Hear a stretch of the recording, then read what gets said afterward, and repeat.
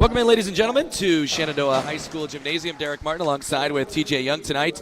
We do not have video just yet. We're waiting for the huddle focus camera to turn on, and then hopefully that will be sooner rather than later. But for now, we just want to let you know that we are here. We are getting set for Shenandoah Southwest Valley double dip action.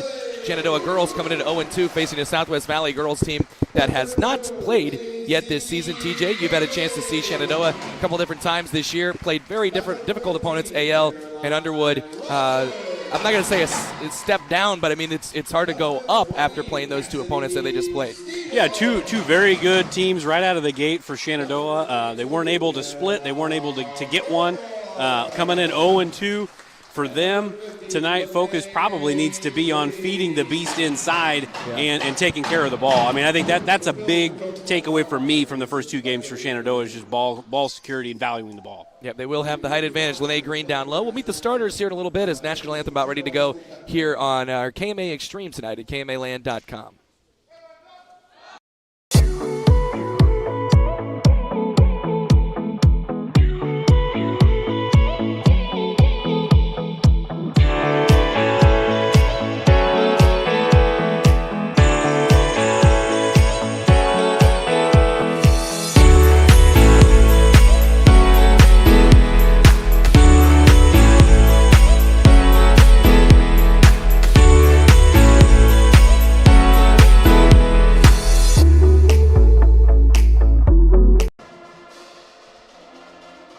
This very moment, a board-certified general surgeon will be leading her team in the removal of her patient's gallbladder.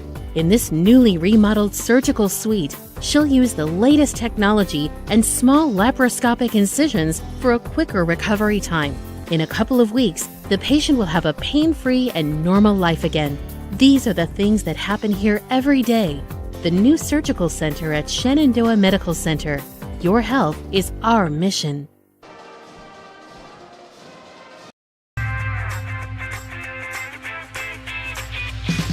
Here it is. This is where my passion is my major. With more than 80 areas of study, dozens of clubs and activities to choose from, and advisors who ask the right questions and offer support, it's easy to be you at Iowa Western. Welcome back in Shenandoah High School. Derek Martin, TJ Young. Again, we are waiting the turning on of the huddle focus camera at this moment, but the good news is I am trained for radio, so go a little old school for you here today and tell you about every single pass, every touch, and sometimes it might not even be right, but you won't know anyway. That's the way we like it. Yeah, exactly. All right, here's the starters for Shenandoah at 0-2. Macy Finley, a 5'6 junior, joined by Caroline Rogers, a 5'9 junior, 5'5 junior Cassidy Stevens, 5'10 junior Jenna Burdorf, and 6'1 sophomore Lene Green. For Southwest Valley, again, in their first game, it's 5'7 senior Maggie Hare, 5'5 senior Lindsey Maurer, 5'2 senior Ryan Mullen, Becca Wetzel, a 5'10 senior, Mackenzie Fast, a 5'11 freshman. Shenandoah wins the tip. They've got the basketball first, and they will face looks like a 2-3 packed-in zone from Southwest Valley. Oh, it looks like they're running a box and one on Lene Green. Or maybe a triangle and two on her. They've got two on her wherever she goes. Long swing across. Cassidy Stevens, they were looking for her, and it was stolen away by Maggie Hare, a very fine athlete for Southwest Valley. Throw ahead, Ryan Mullen for three is no good. Battle for the boards, out of bounds off of Shenandoah. This is my first action as a play-by-play man with a shot clock. So another thing for me to worry about, or not worry about, is actually going to, should make the games more exciting, especially kind of the end of the games.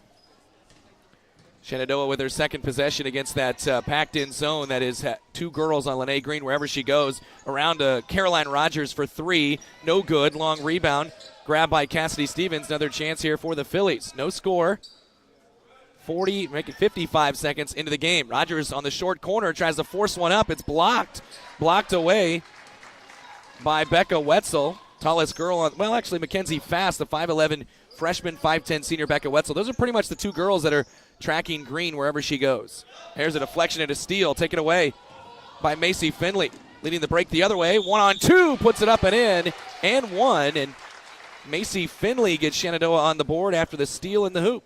That's a really good job. Just kind of fortunate the ball came right to her, right at the wing, and she drove it the length of the floor, and we're back. We're back. We are on the air. There might be a little bit of a delay here to start as we get things synced up with the huddle camera. Finley gets the free throw, and it is now 3-0. Macy Finley gives Shenandoah the lead. 6:40 left here in the first quarter. Now some pressure from Shenandoah, and Southwest Valley in trouble. Becca Wetzel's caught at the half line, and then a foul is called. A little extra reach in there from the Shenandoah defense.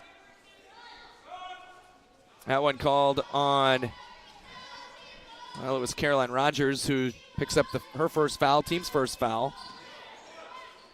Ryan Mullen, left wing extended, 6.5, first period, 3-0 Shenandoah. Down low, they go to Wetzel. Brings it back out to Mullen. Dribble drive, handoff right side to Hare. Maggie Hare now with a handoff to Lindsay Maurer. Back to Mullen. Mullen drives baseline, stops. And did she step? Yeah, she did. She stepped on the baseline. It's a turnover, Southwest Valley. 3-0 the score. Shenandoah with the lead on our KMA Extreme tonight. We are nearly 2 minutes in to Shenandoah's third game of the season. Southwest Valley's first. Corner three-point try. Bang! Cassidy Stevens hits the three. Good job working it around the perimeter, and it's 6-0. More of that 1-2-2 pressure from Shenandoah, and it's a throwaway. And it's another Southwest Valley turnover. Oh, it's going to stay here with Southwest Valley there. Looked like it was off of Burdorf. All right, so a deflection for Shenandoah. Good eyes up there, TJ. Thank you. You're welcome. 6-0 Shenandoah with the lead. 5:45 first period. Ryan Mullen along the right wing. Tries to feed it down low to Mackenzie Fash. She is surrounded. Ball is loose. Ball's on the floor. It's tied up, and it will stay with Southwest Valley. You know, they've added the shot clock. I'd like to see them just go to jump ball. Just have them go jump it up. What do you think? Not ready for that? I don't know if we're ready for that. In girls basketball, there's a lot of jump balls. Madeline Bevington is checked in. Madeline Bevington for Southwest Valley. She replaces Mullen.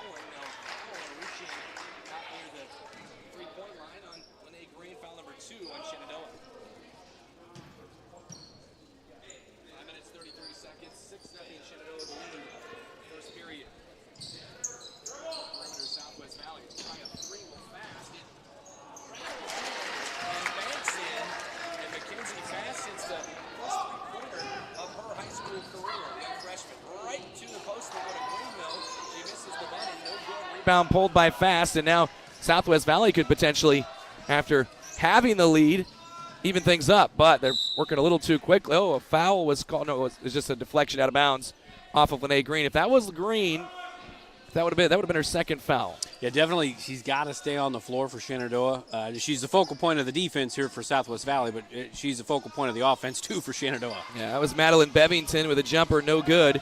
Rebound, Macy Finley. Throw ahead to Rogers. Rogers trying to attack, goes up and gets a foul on Fast, and will get 2 free throws. Yeah, good drive.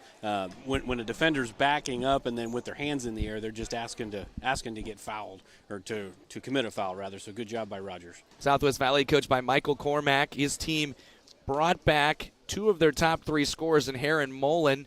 Charlie Larson was a sophomore last year, but not listed on the roster. She was their next highest scorer as Rogers makes the first free throw. Lene Green will leave. Genevieve Jones checks in. And Cassidy Stevens, who made a 3 a little bit earlier, replaced by Chloe Denton. 7-3, free throws good. Rogers goes 2 for 2. It's 8-3. Just under 5 minutes left in the first period. Pressure and a steal by Denton. Denton to the rim, lays it up and in. Good job working the press and not reaching, just letting them pass the ball into trouble and dribble into trouble. 10-3, Shenandoah with the advantage. More pressure here. Mahone with a dribble, gives it off to Lindsay Maurer. Now she's trapped and she is fouled. Coach Weinrich, they've had good, this is a couple different times now where they had good defensive position, but just a little extra reach gets the foul call. Yeah, you had the offensive player in a really bad spot over there, and then just a bailout foul right there. Well, Rogers now with 2 fouls takes a seat, and Lene Green is right back in. 10-3 Shenandoah, first period, 4.5 left. There's a near throwaway, another deflection by Denton. Already had a steal and a layup. Plenty of deflections here in the early going, too, for the Phillies. Now, they faced some heavy pressure from AL and Underwood in their first 2 games.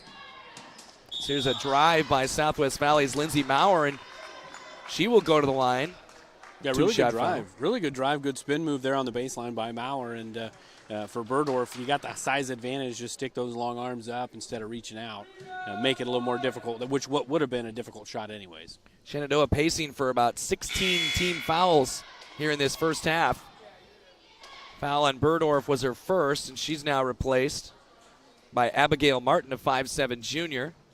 Free throw was no good from Maurer. One more. She gets that one. Makes it 10-4. Sometimes I forget I'm on video.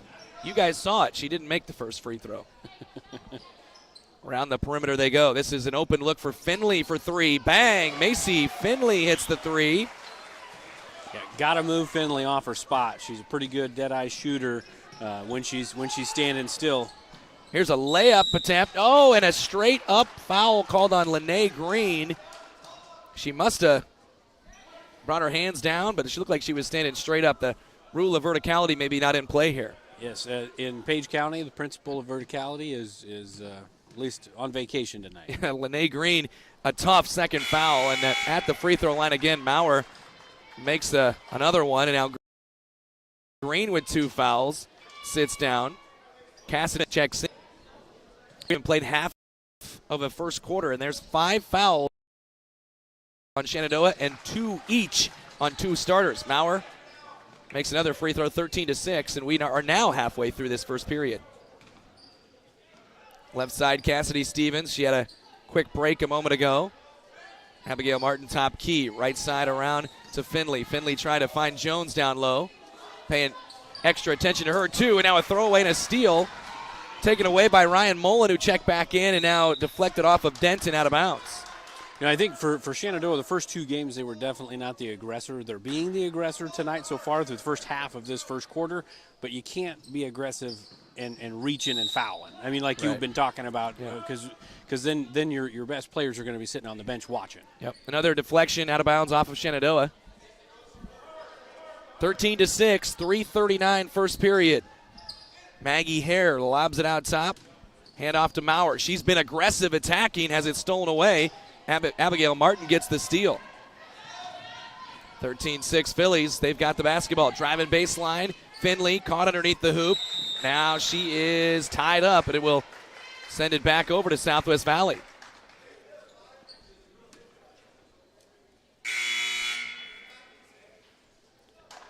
Back into action, Mackenzie Fast. Freshman will replace Bevington. I think we've come full circle here. This might be their original starting 5. Yeah, it is for Southwest Valley. Lindsey Maurer driving baseline, trying to feed it into Wetzel. Again deflected out of bounds. If nothing else, Coach Weiner got to be happy with all the hands they're getting on passes and dribbles. And that was just an example of an over dribble there. If you make the pass right into the post, it's a layup, but you take the unnecessary one dribble, and then the defender can get there and cause a deflection. Good steal by Finley, nearly threw it back, but Denton does pick it up. Coach Weinrich wants his team to push the pace. Stevens back around to Finley. Open three-point try left side. No good, a little short. Rebound fought for, out of bounds off of Shenandoah over to Southwest Valley. And with Green out now with 2 fouls, she'll be out for this whole quarter, the rest of the way. You know, where does the offense come from? And they have capable scorers, but you got to move the ball, especially against, and they're still running a box and one, just doing it on Genevieve Jones, essentially doubling the low post player for Shenandoah. And you got to be able to knock down shots. 5'3" freshman Ada Lund is into the game and nearly threw it away, and they're going to call that out of bounds. It is a throwaway. Turnover Southwest Valley. Yeah, first game of the year, you're going to have these communication errors for Southwest Valley. It's pretty common. Yep. Jenna Burdorf also back into the game, replacing Abigail Martin, going corner to Stevens. Made one from there a moment ago. She'll try it again. Little long. fight for the board, and out of bounds. Going to be off of, they're going to call that off Shenandoah. Yeah, nobody touched it on the backside over here. Chloe Denton was coming over, and then Hare and her kind of collided midair, both going for the rebound. Nobody got it. 2:40 left in the first. Again, Southwest Valley just having trouble getting across the timeline. Here's a three for Mackenzie Fast. That goes long and out of bounds over to Shenandoah. Shenandoah, if the goal was to speed up Southwest Valley through the first 4.5 minutes, I mean, that's a success because they have sped up Southwest Valley. They look a little uncomfortable on the offensive end. Shenandoah lost their first game 66-45 to AL last night, 38-31. Underwood, a state-rated team, beat them. Denton open for three. That's a little long. Long rebound, though, tracked down and taken by Finley. Finley back to Stevens. Corner three-pointer from her is short. Rebound underneath. Ripped away by Ryan Mullen. And off comes Maggie Hare the other way. Nice step-through layup, no good. Rebound Jones. Now it's going to be another tie-up. This will be Shenandoah basketball. Yeah, really good move by Hare there. The little kind of mini Euro step. And just couldn't finish it. And that's kind of where Southwest Valley needs to get the missed shot, rebound, and run to where you don't have that press for Shenandoah. 13-6. Shenandoah has kind of been stuck on this for a little bit. They've had some open looks since they took this 7-point lead. Lob down low to Burdorf, little jump ball, and she makes a nice move, and then a Mackenzie Fast block is called a foul down low, and that's her second foul. Tough break for Fast there. Yeah. I mean, at least at the top, at the apex of the block, I mean, that was very much all ball. Maybe got her with the body, but that's a tough break for Southwest Valley there. Yeah, that'll be their third foul, her second. And so we've got three players in this game now with 2 fouls in the first period, and Jenna Burdorf sinks the free throw. Shenandoah, they're now 4 out of 4 from the free throw line. First point there, by my recollection, first point since the Finley three. I think you're right, yeah. And just 4 points since Green's been out with 2 fouls. So, again, you got to generate some offense. And Burdorf is very capable. She misses that free throw. Rebound Stevens. Wild shot, no good. Another chance for Shenandoah, no good. And finally a rebound for Becca Wetzel. A couple of good looks there for Shenandoah. Couldn't get him to go. Now a steal and a takeaway from Nevaeh Yale, who's into the ball game. 14-6.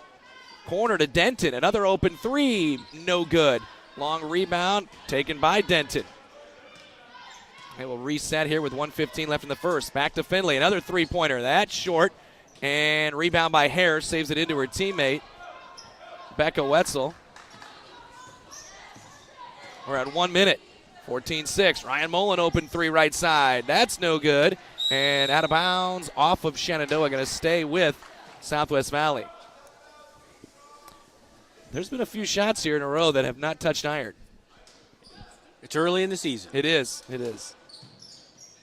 There's a lob into Maggie Hare, and she nearly lost it. Gets it off to Maurer, and then Maurer loses it out of bounds. Another Southwest Valley turnover. Yeah, very, very choppy first quarter of basketball. You hope both teams kind of settle in. Usually that happens, so hopefully that's the case tonight. I've got Southwest Valley for 8 turnovers in the first quarter. Shenandoah just 3, and now a bump foul. Lindsay Maurer just didn't need it. No. And takes it anyway. No, it's just kind of running into each other over there in the corner. But that's 4 fouls. Both teams real close to getting into the bonus with still a whole quarter to play. And for either team, scoring with the clock stops is probably going to be a bonus tonight. Oh, they had a good look there for Yale, but she couldn't handle it, and it's stolen away by Maggie Hare. Throw ahead to Mullen. Mullen to the rim. Puts it up, no good. Got her own rebound. Back out to a teammate. Jumper, that's Alyssa Randall, no good. And now Stevens coming back the other way. Stevens underneath. Finley turns, gets hacked and scores, and will have a chance for a 3-point play. Yeah, kind of congested in there on the fast break, and Finley just muscled it up there, the little engine that could there on the fast break, getting inside for the N1 opportunity. She's got 8 points of the 16 for Shenandoah in the first quarter. Shenandoah will make a few substitutions here. Abigail Martin back in. Looks like we got a new face out there, and it's Alexis Shabam. Free throw for Finley to try to make it 9 in this first quarter. She misses. Rebound battled for. Becca Wetzel had it, and it was tied up, and it'll stay with Southwest, or go over to Southwest Valley. 21.9 on the clock, 16-6. Both teams now with 5 fouls after Alyssa Randall was called for her first one a moment ago. The fouling for Shenandoah certainly slowed down after Lene Green went to the bench. I think that was the last one. Yeah. 10 seconds, but every pass continuing to be defended there by Shenandoah. Mullen trying to get away from Shabam, and now she loses it. It's on the floor, and it's out of bounds. It's going to be off of Shenandoah. Going to stick with Southwest Valley, so she must have touched it after it went out of bounds. 1.8, so it's just kind of a pass and maybe a dribble and a shot. Nobody's guarding the girl in the wing. There we go. That's Maurer. She got to shoot it, and she was a little late, but also was bothered by Shabam. And that'll do it for the first period. We didn't have any stoppages in time other than free throws. 16-6, Shenandoah leads after one. It's always been my dream to own a locker. You like school that much, huh? Actually, no, my own meat locker. I'm processing. So, what do you think? Well, if that's your it, let's make it happen. Who is that?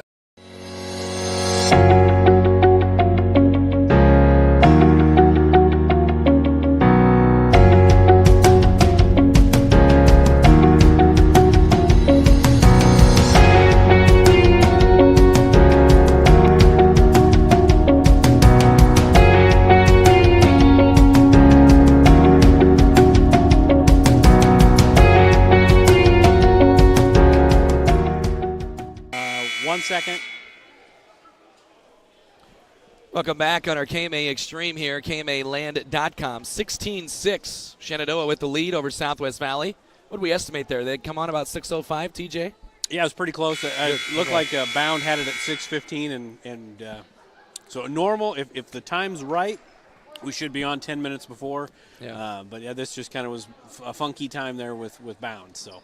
But we're here. We are here. All right, so Caroline Rogers, who did have 2 fouls in that first quarter, is back in.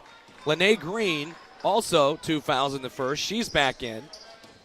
And now Rogers hits the deck, and they're going to call a travel, although it did look like she was able to keep her dribble. Yeah, interesting lineup right now for Shenandoah because they've been doubling one low post. Now they've got 2 low posts in there at a time. So it'll be interesting to see what Southwest Valley does out of that. Yeah, it's a good little adjustment there from Coach Weiner that he wasn't able to make in the first because of the foul trouble. Around the perimeter, Southwest Valley with Mullen. Now Hare, pump fake, dribble drive along the baseline, brings it back to Mullen. She attacks, she shoots, and is blocked by Genevieve Jones out of bounds. Yeah, Jones and Green, as long as they stay out of foul trouble, they can really do some work in the Hawkeye 10 because they got the size. And stick your arms up in the air, you're 7 feet tall almost. Here's Madeline Bevington back into the ball game.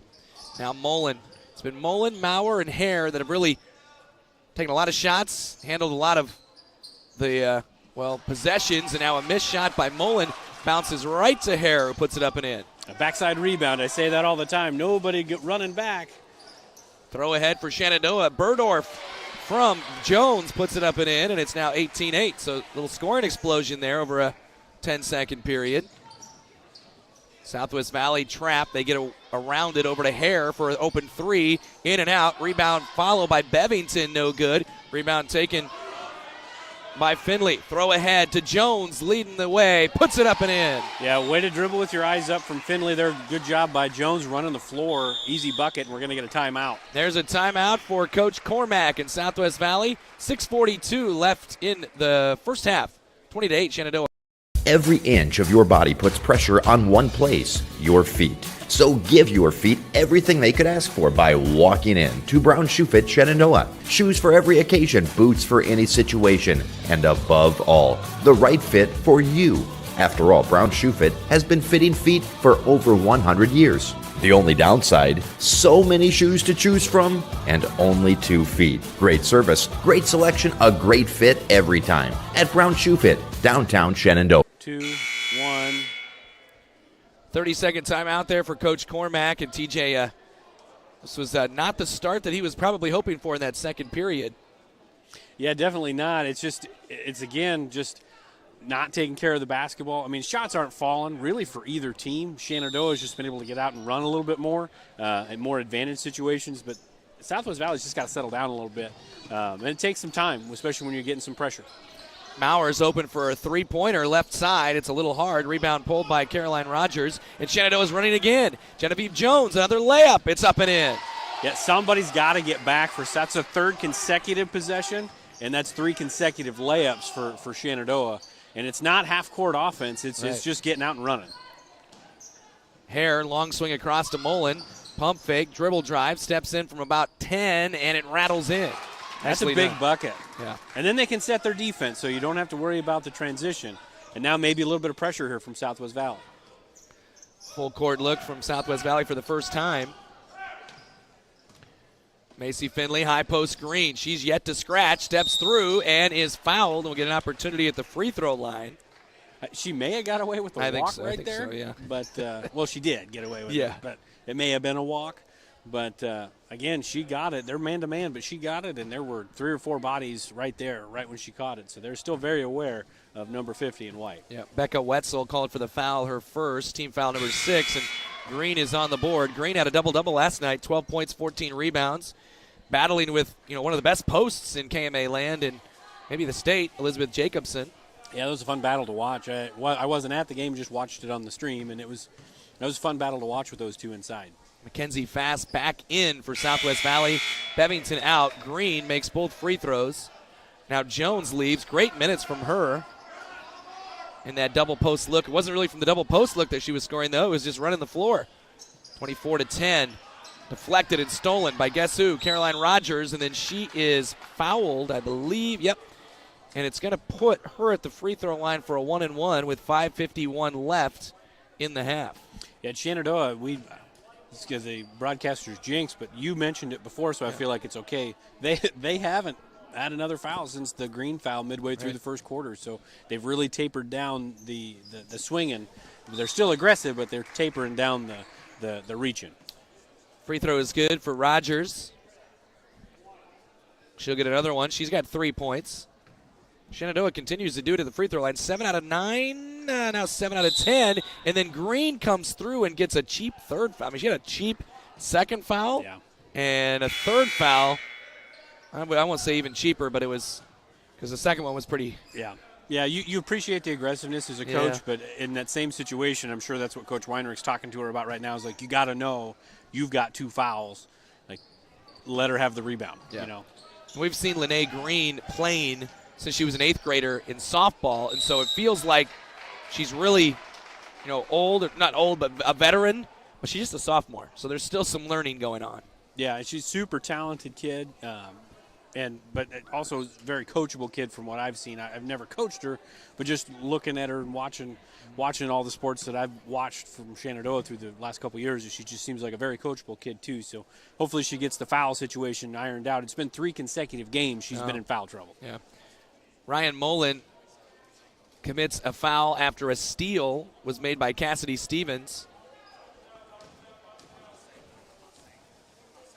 And a 1-and-1 here for Cassidy, who makes it. So, if nothing else, the kids say, hey, I made 1,000 free throws this summer. It looks like they have, at least. Yeah, and this is definitely different from the last couple of ball games. They shot okay at the free throw line against Underwood, but against AL, they did not shoot very well. I mean, it's about 1 out of every 2. They were slightly under 50%, but definitely making up for it tonight. 27-10, Shenandoah leads it, 5:40 left in the first half. Mauer in the paint, loses it, stolen away. Macy Finley's got it, leads it back the other way. Now she's surrounded, and travel or foul? Travel. Yeah, that's the right call. Yep. Finley just kind of got into a situation where she didn't have a plan. She had a plan, and then what happened? What happened changed her plan, and then she didn't have just pull the ball out and keep playing type of deal. You just gotta, and she'll make that. She's just a junior. 27-10. Southwest Valley trying to find some offense. You can tell they're a little exhausted from running up and down the floor of the Shenandoah team that's been pressing them all night. Mackenzie Fast down low, turns and shoots and misses. Rebound by Finley. That was maybe a missed travel as well. Yeah. We're not going to point out every missed call, but good ball movement. Tonight. Stevens for 3, no good. Rebound by that was Becca Wetzel. She's the one who actually took the shot last time down, so apologies on that one. 4:45 left in the half. Here's Fast. Freshman, 5'11 freshman post, and she traveled with it. He heard you. He did. Oh, well, that was a travel too. But Yep. Yeah, you can't change pivot feet like that. But again, Southwest Valley, they've had driving opportunities. They're just losing the ball. They've had open shots. They're just not quite there yet. They just got to settle down, and halftime can't come fast enough for them to make some adjustments and just kind of take a deep breath a little bit. Genevieve Jones is back in. Chloe Denton is back in. Looks like Burdorf and Rogers sit for the moment. Finley, Stevens, Abigail Martin also back into the game. Here's a good setup look for Finley for three. Air ball, no good. Rebound pulled down by Stevens. Stevens brings it back out to the wing. Lobs down low. Martin deflected and taken away. That's Ryan Mullen. 4 minutes, 15 seconds left in the half. Maggie Hare in the lane. Little hook shot up and in. Now again, those driving lanes have been there. Southwest Valley's been able to drive middle all night against Shenandoah. They get into the middle and they tend to lose the ball. That time Hare did a really good job of just making a play and finishing.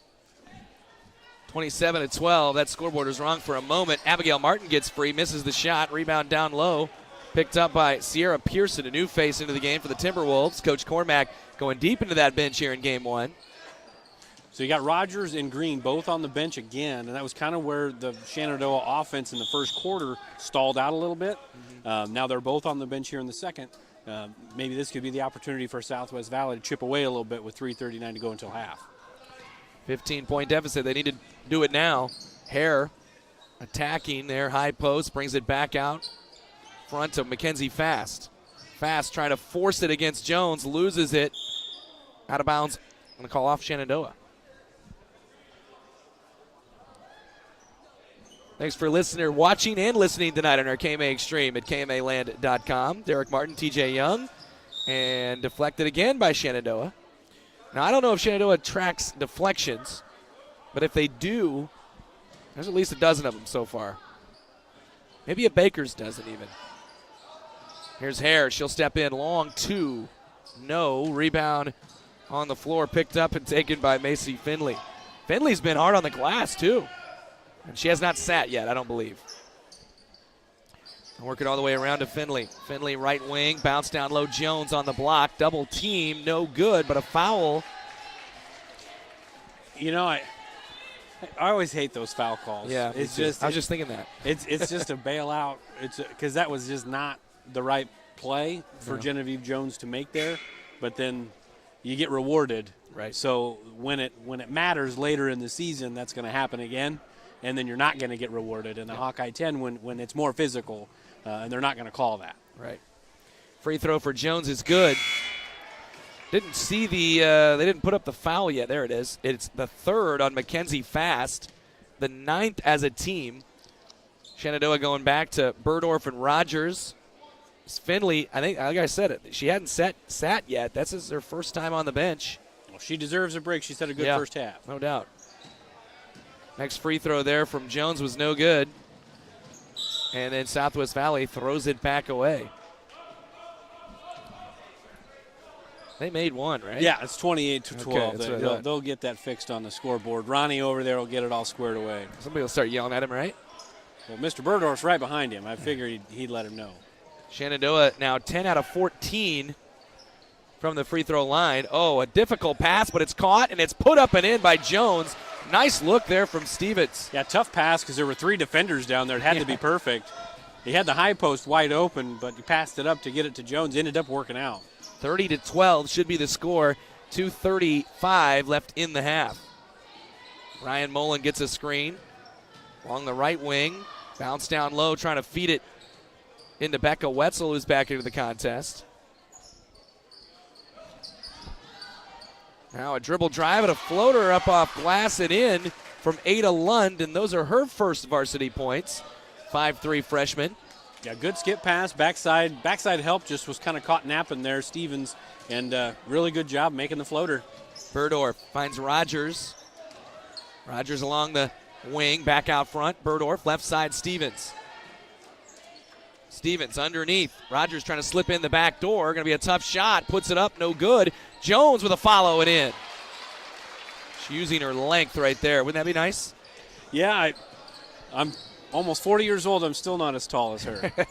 32-14. Down low. Wetzel attacks. Blocked again by Jones. She threw it away, though, to Hare, who is going to be called for a travel. Yeah, that's one of those things. If you're Southwest Valley, you ask which came first, the bump or the travel. Yep. But the foul's called.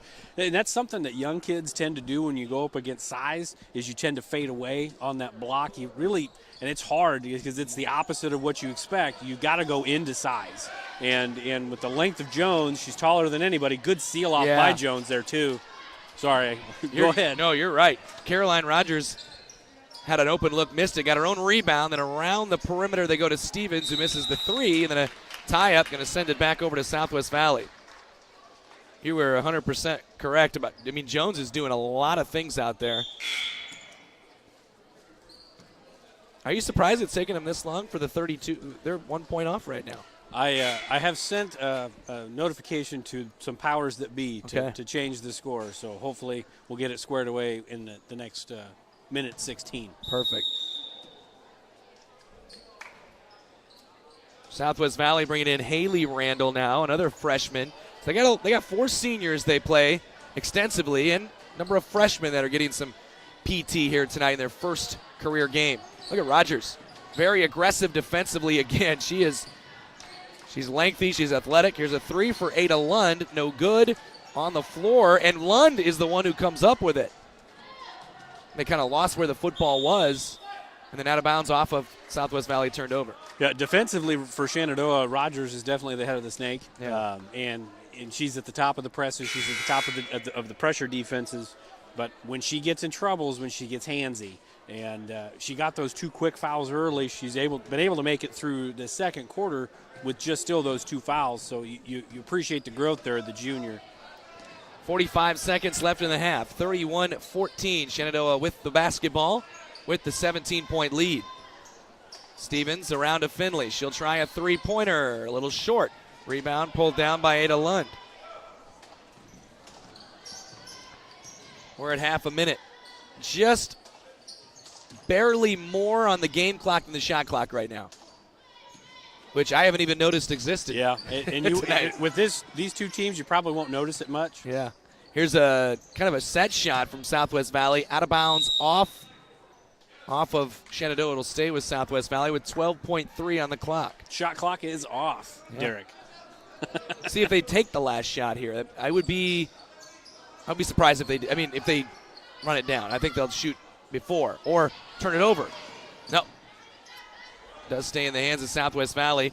Haley Randall now thrown away, and it's a steal by by Macy Finley. So with 1.5, it should stay with Shenandoah, so it's going to be kind of a catch-shoot situation. Look for a corner three here, or an elbow three. Just with this formation, they're going to hopefully collapse everything and get a wide-open three here. Lob out top, and it's thrown away. She will have to – there was no deflection, was there? I don't believe that there was. Shenandoah caught a break right there. Coach Cormack is not happy with that. Yeah, the near side to us, official still had his hand in the air, which means nobody touched the ball, and there was an opportunity at least for 2 points for Southwest Valley. It's unfortunate for the Wolves. Okay, so it does seem like maybe the official was telling Coach Cormack that he's right, so why didn't they fix it?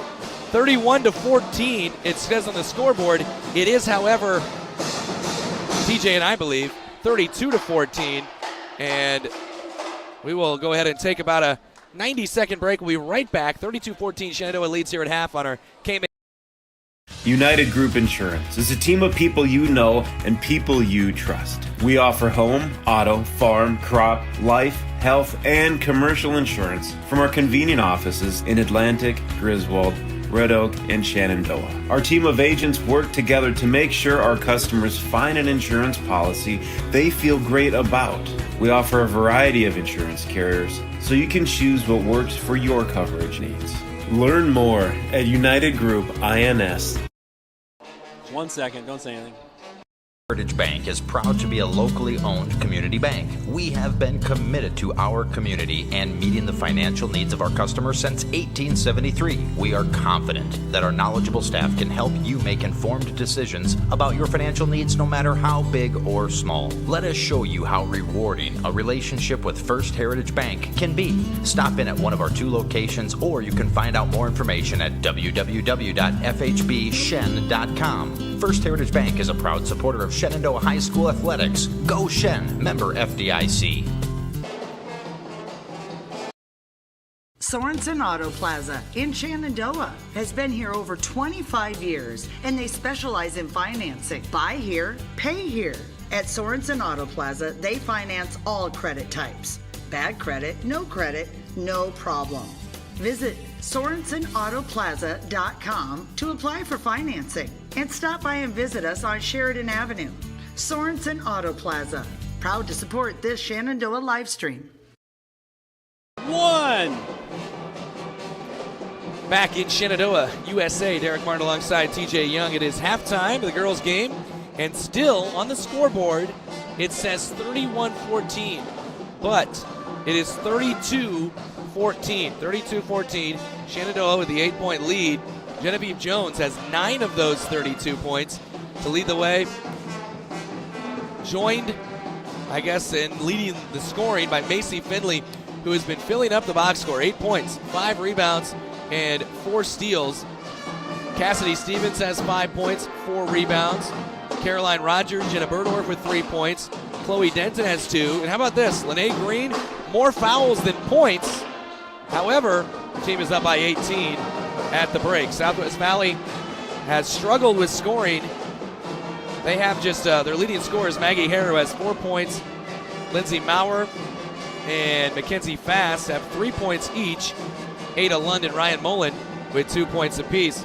Southwest Valley, one of the big numbers for them, 16 turnovers in that first half. Shenandoah has 8 steals of those 16 turnovers, and I'm guessing many of those steals have led to many of those points. But 32-14, a halftime lead for Shenandoah. TJ, your thoughts?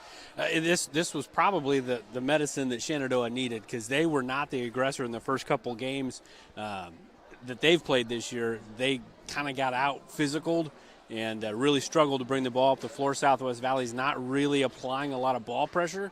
It's made it a lot easier for Shenandoah's guards to dribble and pass the ball around the perimeter. Haven't been able to get it going offensively inside to Green, so credit Southwest Valley for that. And for Southwest Valley, first game of the year, it's tough. Definitely makes it tough. You're getting pressured. Shenandoah's getting out and getting in their face, and that's forcing their guards to put the ball on the floor and make decisions, and it's speeding them up. They just got to slow down here in the second half. Win or lose, slow down in the second half, make some progress against this pressure, and then, who knows what's going to happen. It might lead to some runouts and some easy layups. Yeah, I mentioned it. How about this, though? Lene Green, leading scorer, girl that Shenandoah has very much depended on in their first 2 games, with 2 points and 3 fouls, and yet still up by 18 points. Yeah, and I think having the extra post come in and play as well as she did, Genevieve Jones coming in and playing really well, that affords you the luxury of having an extra post. So are they contending that it is 31 points? Yeah, that's why I keep getting talked to. I keep getting talked to by Mr. Burdorf down there that it's not 32. It is definitely 32 points. It's got to. Have you tallied them up on your tablet? Yeah, it's right. It's right here. It's right here. Unless there was a lane violation that I don't think there was on that made free throw. Yeah, Jones made one of the 2 free throws. Right. All right. Well, 31 or 32 to 14. I digress. It is a big lead for Shenandoah at the break. We'll take another break here, and we will get you set. We're about 4 minutes and 45 seconds away from second half action. Our KMA Extreme at KMAland.com. Enjoy the sights of the Shenandoah High School Gymnasium.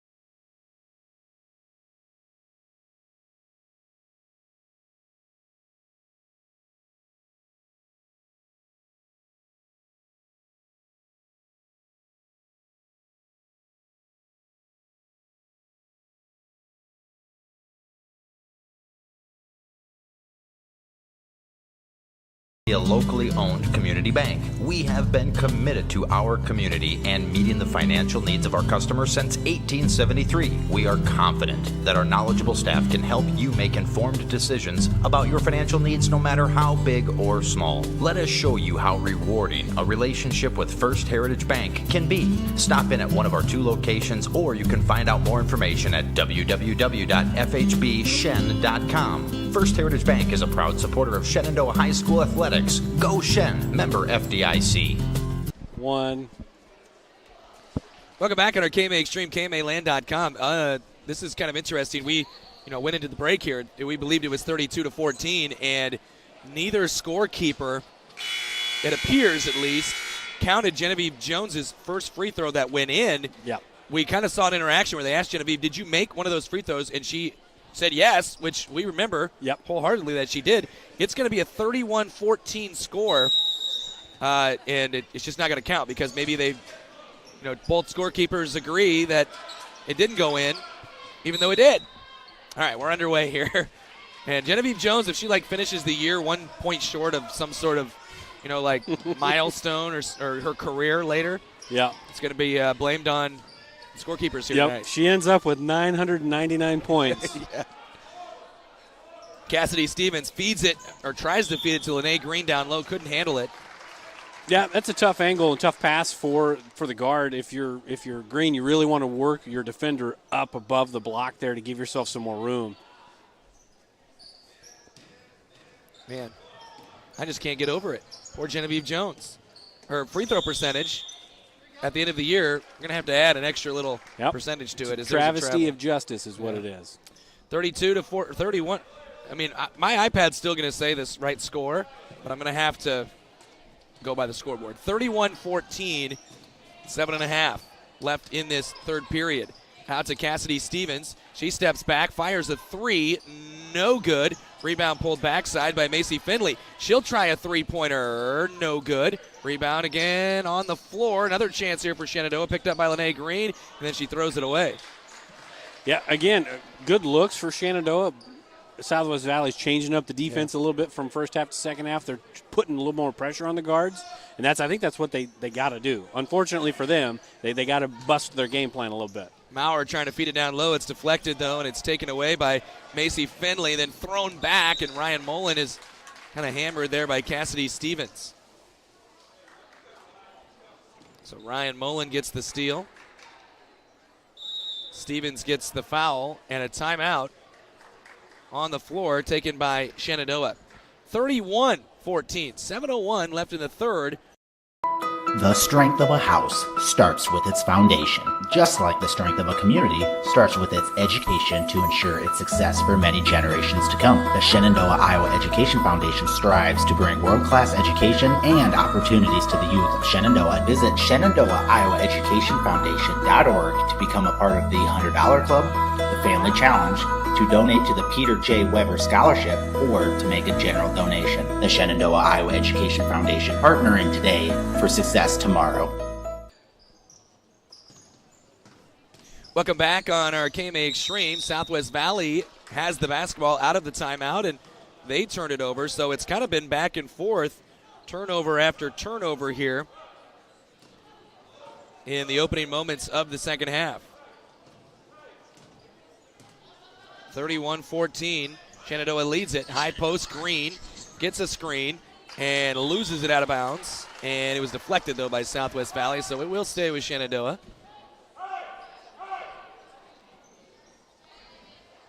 Coach Cormack definitely had this Shenandoah team scouted out, ready to go with the post defense. Here's a 3 for Stevens, who puts it in.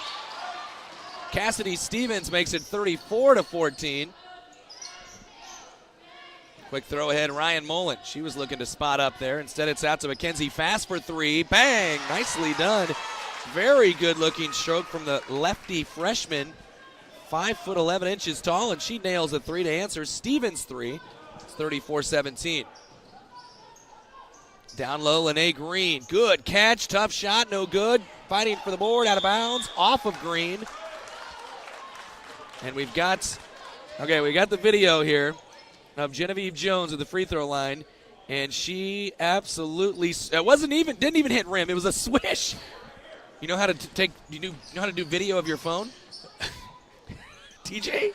Oh, I'm not that clever. Okay. Spinning in the lane, Maggie Hare, tough shot, but got her own rebound. And then brings it out to Mullen for 3. She leaves it short. Stevens gets the board. 34-17, Shenandoah. Down low. Back out to Macy Finley for 3, no good. And fighting for the board, no jump ball call. Rogers ripped it away, misses the shot, and then Burdorf got the board and then fell down and got called for a travel.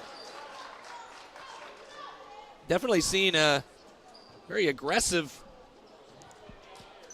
offensive rebounding here from Shenandoah in this second half, but not much to show for it. Each team has scored 3 2.5 minutes in. There's a steal for Burdorf. Burdorf all the way to the rim, lays it up, no good. Rebound pulled by Ryan Mullen. And now they will push ahead to Maurer. Back out to Mullen.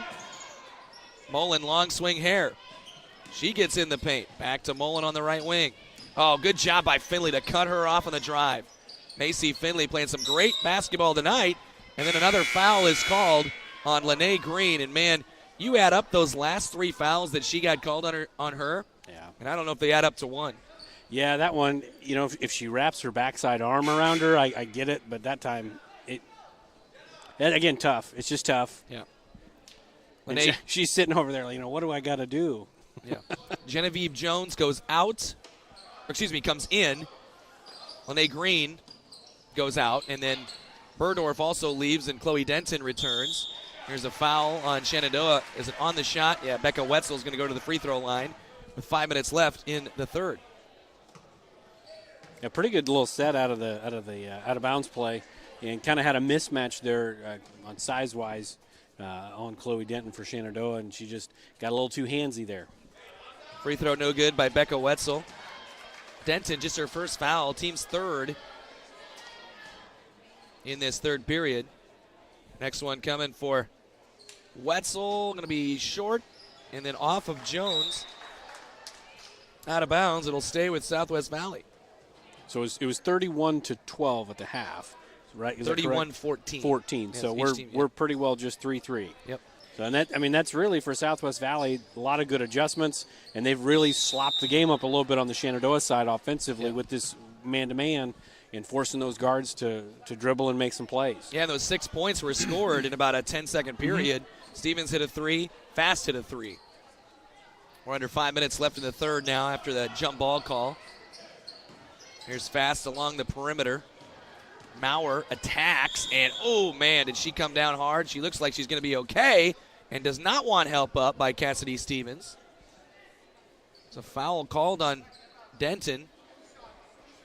Say it was on the floor. I feel like that was on the shot, but or maybe it came before, though. Looks like they're going to try to get a sub in for Maurer. Now just make sure she's got her bearings. Yeah. She took a hard fall there. Might have got the wind knocked out of her a little bit. Madeline Bevington in for her. Here's Bevington for 3. No. Rebound backside. Ryan Mullen.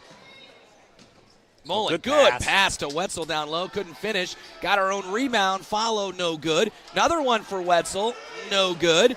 And rebound by Stevens. How many was that? There's 3 opportunities. But it's a really good find. And now a whistle as Wetzel maybe was banged up or bleeding.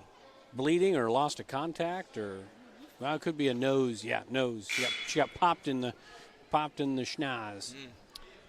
So it remains 34-17. We've seen just 6 total points. Stevens leaves. Abigail Martin is in. Quick inbound to Rogers, and she wants to attack. Free throw line. Martin will try and banks it in. Bank is open here in Shenandoah for Martin, even after hours. Yes, 36-17 now. That's her first points of the night. 4 minutes, 15 seconds. Out top, Mackenzie Fast. She drives. Nice move around Jones. Missed it, though.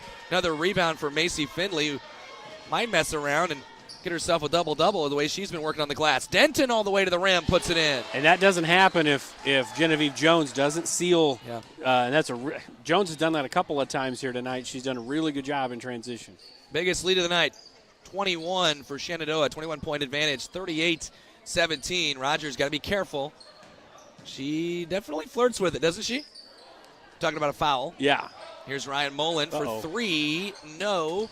Rebound underneath and missed. Blocked there by Jones, it looked like. Okay, we'll give her a block then because we weren't giving her the free throw earlier. Macy Finley throws it away. Actually, no, it was off of Southwest Valley. So the way they do stats, by my understanding, if you have a Huddle camera, the way they do stats is somebody in Lincoln that works with Huddle watches this, and then they'll tabulate the stats. I will guarantee you that the score will be 1 point more than it actually is. So Jones will get her point. Yeah, that's good. So, I mean, officially by the end of tomorrow or whatever it is. Yep. At least that's what I've been told. That's how they do it. All right.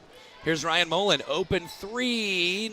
No good. Rebound taken underneath by Bevington. Another chance here for the Timberwolves. Back to Mullen. Mullen driving along the baseline, gets called for a travel. It's kind of one of those basketball gods things because that shot by Mullen hit the shot clock. Oh, did it? Which it bounced up, hit the shot clock, which should kill it. But that's that basketball karma. You don't mess with it. It always evens out. Macy Finley takes a seat. Again, very rare for her to do that in this game. She's been fantastic. Stevens to Denton to Martin, looking for Jones down low. Great position, puts it up, no good. Got her own rebound, missed it. Rebound Rogers, foul, and one. That really good bully ball there for the Phillies. It was just a set play, an overload, high post, low post, wing, corner. 4 girls with 3 girls to guard, and if it's one-on-one on the low block, take it up, and good job by Rogers on the backside rebound. It's Ryan Mullen called for her 3rd foul, team foul number 1, and Shenandoah's lead is now 40-17. Rogers got it. She's got 6, and it's 41-17. Madeline Bevington, Maurer back in. She attacks and creates the foul, and we'll get a chance at the free throw line. She's always attacking, it seems like. Yeah, she gets it. She's going. I mean, and I said that in the first half that the Timberwolves have been able to get into the middle of the lane, and really it's been Maurer for the most part and Hare driving to the middle of the lane, this time trying to finish and gets to the line. Genevieve Jones called for her 1st foul, and Maurer did not make that free throw. Another one coming up, and much better there, but does not get it to go, and Jones steps in, grabs the board. Step back for Cassidy Stevens. Misses everything. Rebound Maggie Hare. I was just thinking, if this thing, there's nothing worse than like football than a 34-point game. Baseball, a nine-run game. If this gets to 34. You know what I'm saying? Yeah, I completely understand. 41-17. I don't think it'll get that high. Although Shenandoah's defense has been so good here in this 3rd period, they've only allowed 3 points. There's Stevens all over Maurer. Maurer going to get called for a travel. I mean, there was a lot of contact there, but it comes down to, the Detroit Pistons several years ago, or, even the Bad Boys, where it's like, oh, you can't call every foul, right?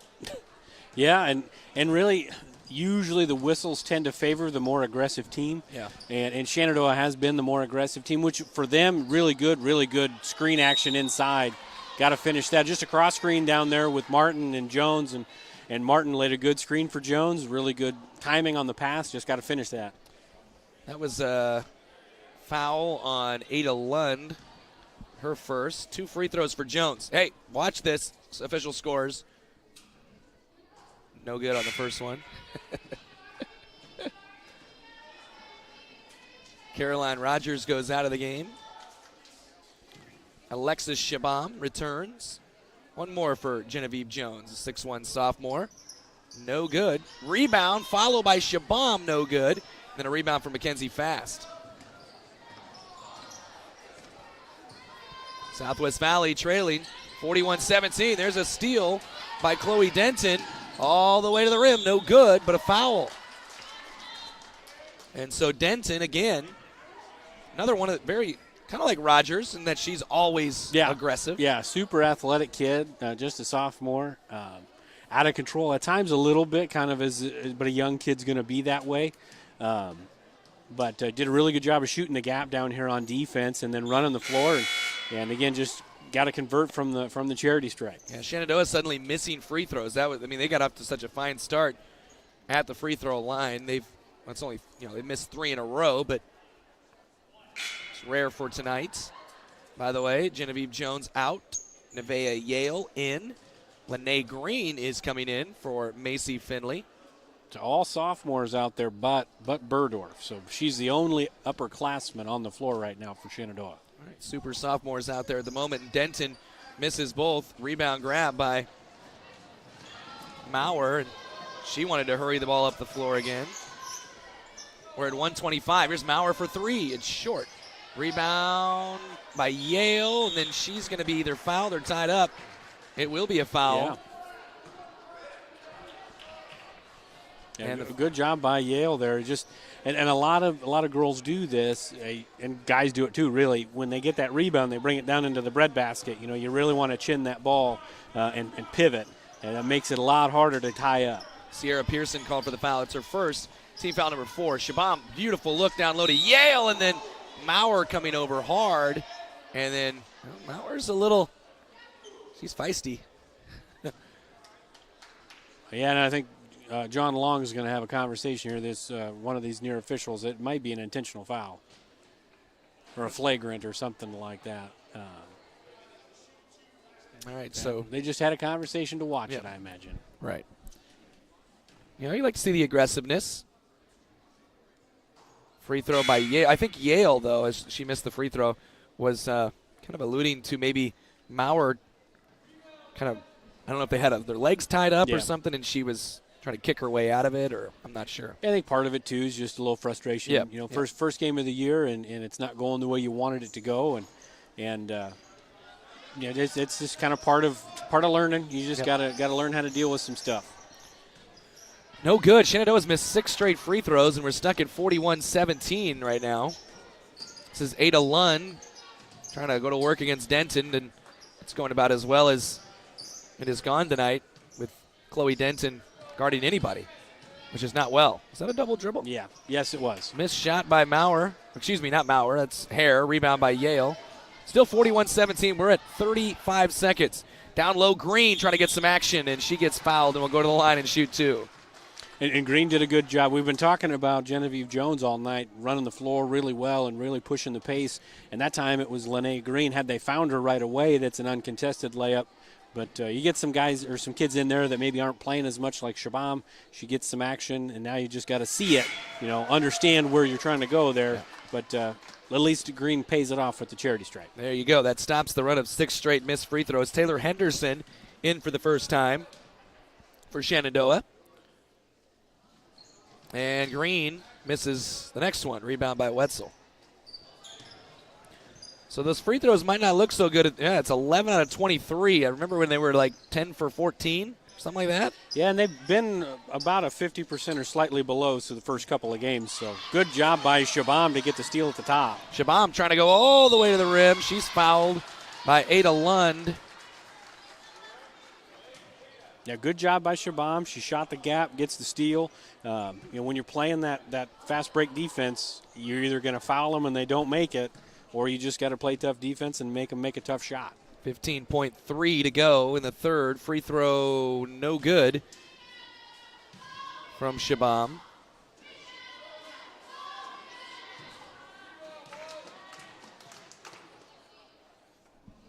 Next free throw up and no good. Rebound. Take it again by Southwest Valley. This could be up near that 35-point range if the free throws were going in here in this second half. Jumper from the free throw line by Hare is no good. Lene Green gets the board. Still 42-17, and that will do it as the clock runs out in the third. Shenandoah with a pretty dominant third period, outscoring Southwest Valley 11-3. It's 42-17 as we go to the fourth on our KMA Extreme. This is Kane with Gowing Plumbing. Gowing Plumbing is the name to remember for 24-hour service. That includes after hours and weekends, because that is when problems usually occur. We're located in Shenandoah, but we also serve the surrounding communities. That's the way it's been done for more than 70 years. And we work on boiler heat, so call fully licensed Gowing Plumbing any time of day or night. 246-1803 or after hours at 712-310-9248.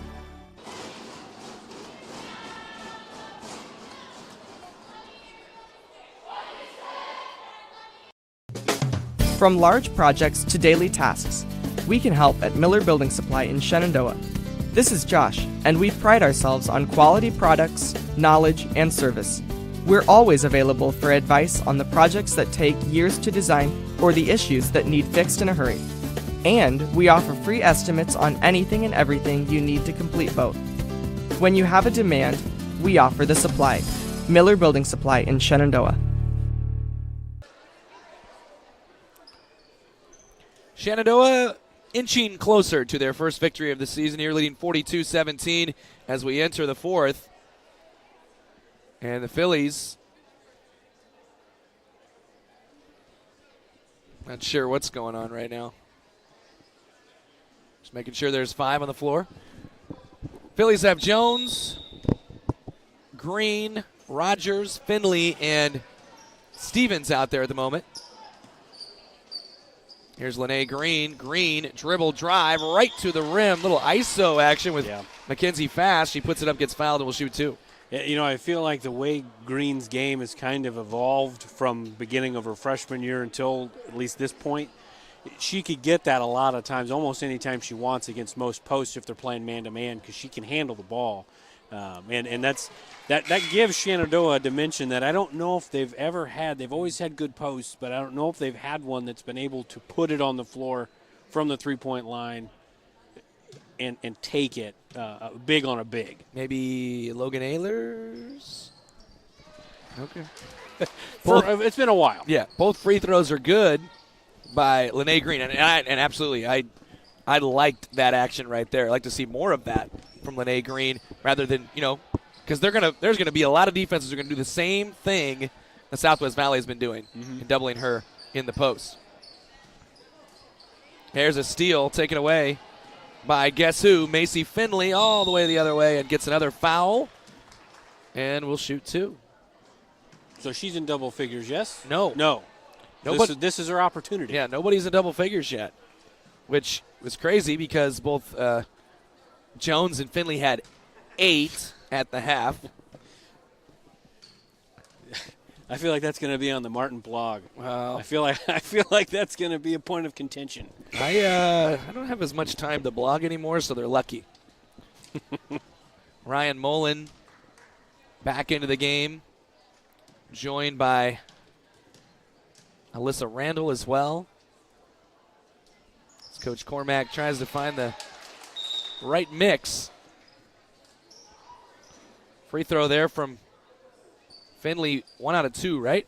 Yeah. Yes, correct. So she's got 9. Oh, it was stuck at 44 there for a little bit. I thought they were going to miss that one too. 45-17. Inching closer to that 35-point mark. 7 minutes, 15 seconds. There's a deflection, nearly a steal. It does end up in Becca Wetzel's hands. Back around the perimeter to Alyssa Randall. Now to Mullen. Mullen steps in. Would have been a good look for her, I think, but instead passes it up to Randall. We played a minute in the fourth. Down low, Wetzel. Southwest Valley just kind of working it around right now, and there's our first shot clock.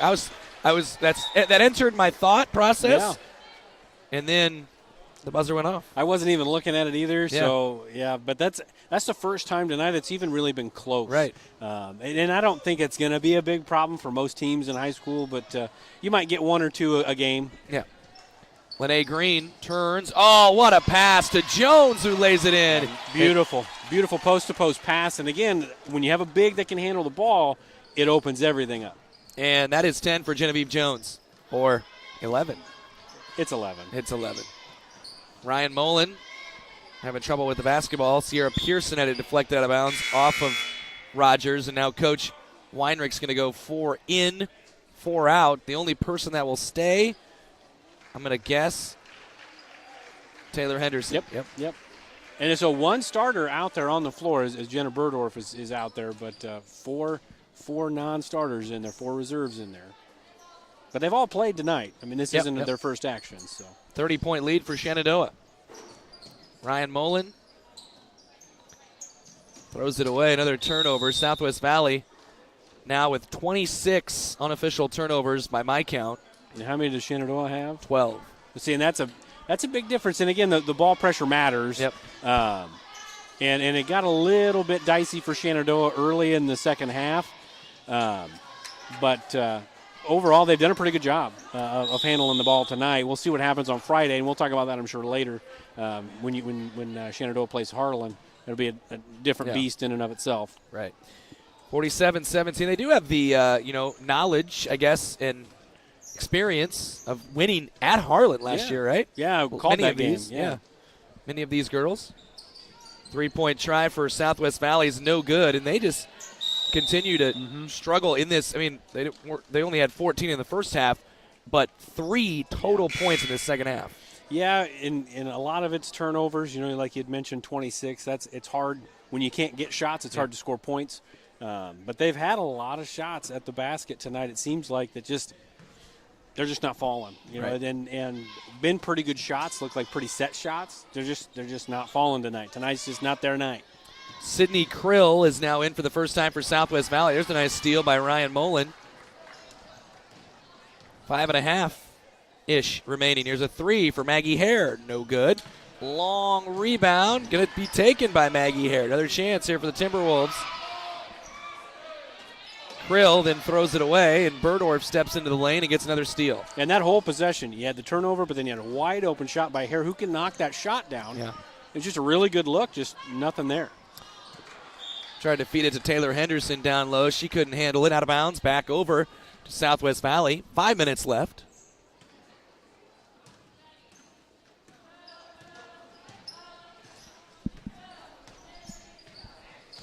Mullen along the right side. Here's Hare.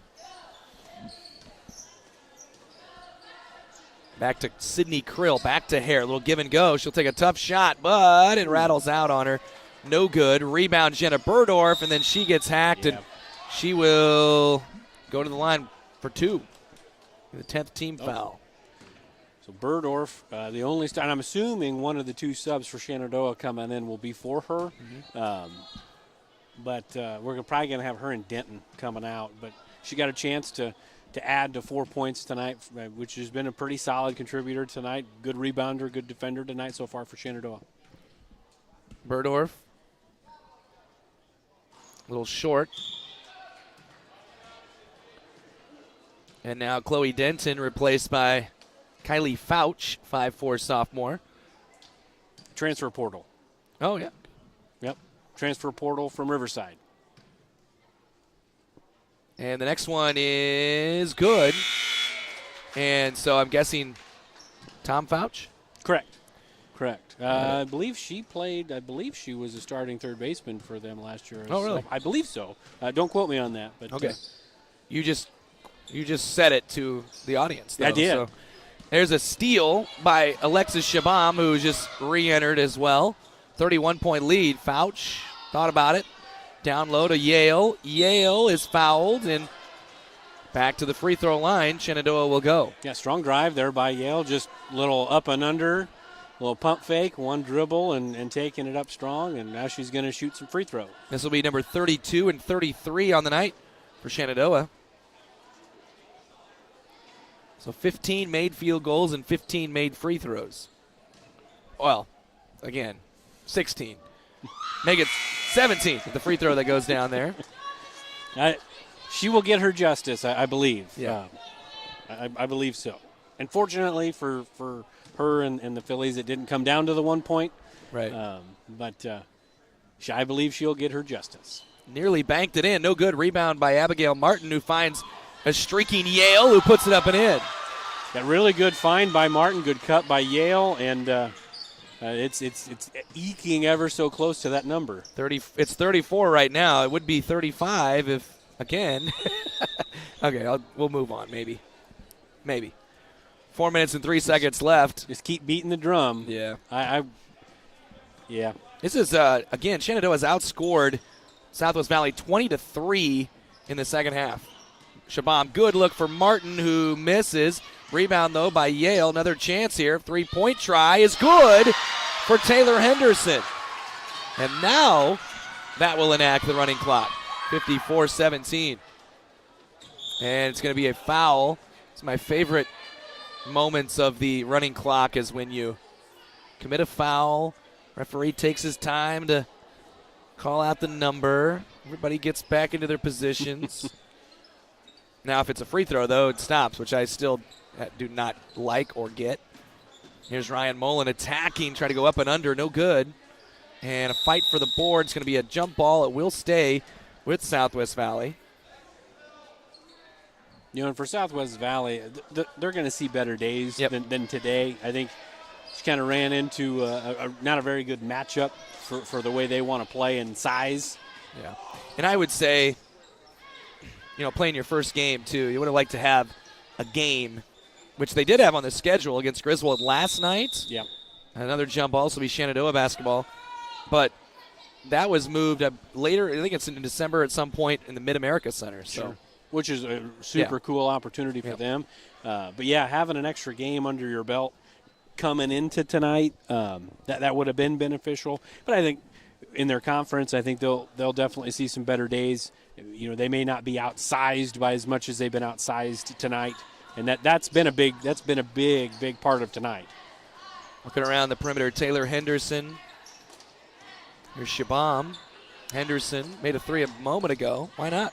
Fire it up there again. Deflected by Ryan Mullen out of bounds. And what kind are they? Is it Pride of Iowa? Pride of Iowa. Does the Pride of Iowa, do you know off the top of your head, are there any teams that have 3 6-footers? I would say no. I mean, that's kind of what you ran into tonight. And then Burdorf's about 5'10", 5'11", so she's close. Bevington gets the rebound. Mullen for three, and she knocks it in. That is the first points of the fourth quarter for Southwest Valley. It's been a tough stretch because it was early in the third the last time they scored. Martin has a good look. Missed it. Rebound. Follow by Yale, who's getting some good minutes. She's up to 5 points. 56-20. And Coach Cormack just wants a substitution stoppage.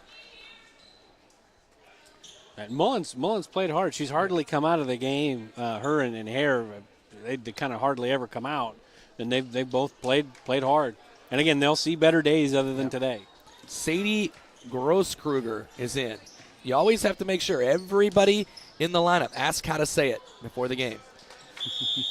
There's another jump ball. This will stay with Southwest Valley. We're at 110 and counting, 56-20, 36-point Shenandoah lead. Here's a three for Fast, left well short. Rebound for Yale. And now Yale's going to step into a three. Feeling her oats a little bit. Missed it a little short. And then a foul is going to be called on Shenandoah. That'll be on Abigail Martin, and it will send us to the other free throw line. Now, are they? That is 7. That should be a 1-and-1. Not going to get it. Playing on. 35 seconds. Wow. Mackenzie Fast out top. Around the perimeter, Ada Lund dribble drive. And another deflection. By the way, I should mention another name. Southwest Valley's got Alyssa Pearson back in the game. There's a drive by Fouch, and she is blocked out of bounds. It'll stay with. Well, they didn't. Now they're stopping the clock for some reason. So, hey, it's early, right? Or Priest, a little early in the year for everybody. And that ball was going to maybe roll all the way out of bounds. No, it is picked up, and that will do it. Hopefully Ada Lund is okay as she hit the deck. 56-20. Shenandoah gets the victory. We will wrap it up next. Get you ready for game 2. It's our KMA Extreme at this very moment, a board-certified orthopedic surgeon is on his way to a newly remodeled surgical suite where he'll scrub up and dress into infection-free equipment and begin a surgery to give his patient a replacement knee. With the help of a knowledgeable staff and the latest technology, he'll give this man hope for a normal life again without walking in pain. These are the things that happen here every day. The new surgical center at Shenandoah Medical Center. Your health is our mission.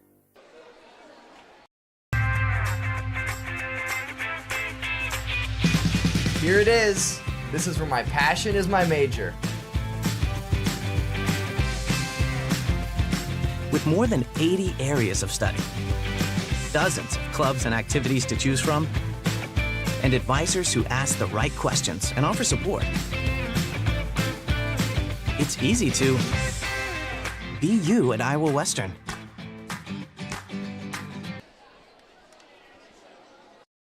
It's always been my dream to own a locker. You like school that much, huh? Actually, no, my own meat locker. I'm processing. So, what do you think? Well, if that's your it, let's make it happen. One. Back in Shenandoah USA, Shenandoah High School Gymnasium, Derek Martin, TJ Young, a win for the Shenandoah Phillies, 56-20. They improved to 1-2. Southwest Valley goes to 0-1 in their first night out. The big difference here, I guess, there was a lot of differences, but turnovers, 30-15. Southwest Valley had 30 unofficial turnovers. Shenandoah had 15 and 15 steals, which when you get turnovers, you'd like them to be out of bounds, and half of them, though, were not, as Shenandoah got 15 steals. That not sure how many points that led to, but I'm guessing a whole bunch as they get the victory and get their first win of the year. Leading the way, Genevieve Jones had 10 points. She'll likely get that 11th point tomorrow from the huddle folks. Macy Finley, 9 points. Cassidy Stevens, 8 points. And then continued balance. Caroline Rogers had 6 points. 5 points for Nevaeh Yale and Lene Green. They got 4 points from Chloe Denton. 3 points Taylor Henderson. 2 points Abigail Martin. Jenna Burdorf had 4. 1, 2, 3, 4, 5, 6, 7, 8, 9, 10 different girls scoring for Shenandoah. Southwest Valley was led by 6 points from Mackenzie Fass. The freshman hit a couple of threes and actually had the only 3 points in the second half until late there in the fourth, and Ryan Mullen hit a 3. Mullen finished with 5 points. Maggie Hare 4, Lindsey Maurer 3. Ada Lund had 2 points, and that all adds up to a 56-20 victory, TJ. Yeah, and for Shenandoah, kind of everything went right. It was the right recipe. They wanted to get out. They wanted to be physical. They wanted to be aggressive because in the first 2 games, as we talked about in the opening, they were not the aggressor and they were not the most physical. Tonight they were. For Southwest Valley, and we talked about it in the second half, they're going to see better days. They're going to see teams that maybe aren't as good as Shenandoah or big or tall or physical, or they're going to get more comfortable dribbling and playing against pressure. And I think that's a good thing for these non-conference games early in the year. You test yourself, you see what you need to get better at, and Southwest Valley will get better. As Shenandoah has shown these first 2 games, they've got better since game 1 now to game 3. So I'm assuming the same thing will happen for the Timberwolves. All right, 56-20, Shenandoah Phillies get the victory. We will go ahead and pause for a bit, about 15 minutes, come back.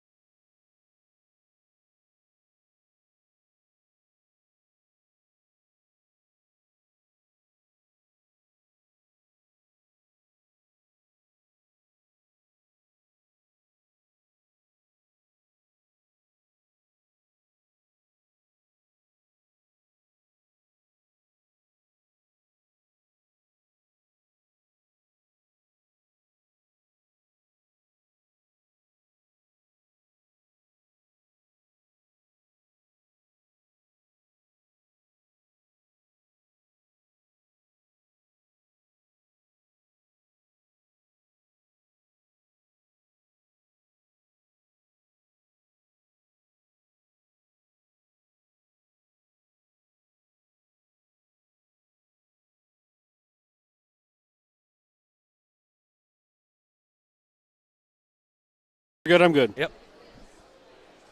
All right, welcome back in Shenandoah High School Gymnasium. Derek Martin, TJ Young, as we get set for Game 2 of our doubleheader tonight. Shenandoah boys 0-1 after a loss to Underwood last night against Southwest Valley. Also, they've not played yet this year. As we alluded to, the girls' team supposed to play Griswold last night. That has been moved to December at the Mid-America Center, which is great.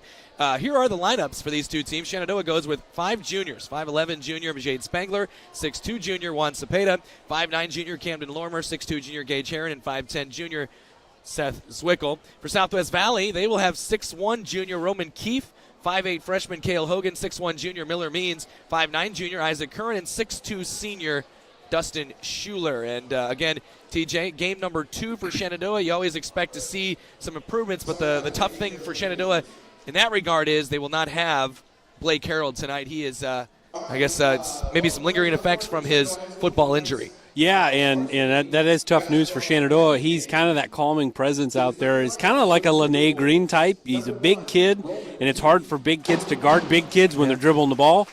Shenandoah's big crutch last night was 29 turnovers. 29 turnovers against a really good Underwood team, very talented team, so I'm not taking anything away from Underwood. They played great. But Shenandoah's got to take good care of the basketball, kind of like Southwest Valley girls tonight. Shenandoah's got to take care of it and handle the pressure that Southwest Valley is going to put on them because they're going to run that 1-2-2 defense that they're pretty accustomed to, and Shenandoah's going to have to handle the ball because if they can't get it up the floor, it could be a very similar night to last night. Yeah, well, Underwood, that was a 71-19 score, so yeah, definitely don't want to see that again if you're a Shenandoah fan. And first chance here at home tonight to see this new look Shenandoah team, at least newly coached by Ryan Spiegel, while Kyle Basher is the head coach for Southwest Valley and looking to pick up their first win of the season in their first game of the season. And you know what Southwest Valley, you mentioned they like to run a 1-2-2. What I expect to see from them is kind of what we see from them in football. Is they're gonna try to play some football on the basketball court. Yeah, be real physical. Yep. And it's kind of like really that first matchup we just saw tonight with the girls. Shenandoah came out, wanted to be the more aggressive and the more physical, and they were, and they came out and they kind of dominated the game. That kind of feels like what Southwest Valley likes to do playing basketball. They like to be the more physical and come out and be aggressive and dominate the game. We'll see if Shenandoah can handle the punches. All right, Shenandoah, first time at home for this boys team. A tough road trip last night against an Underwood squad that is likely to win a lot of games this year.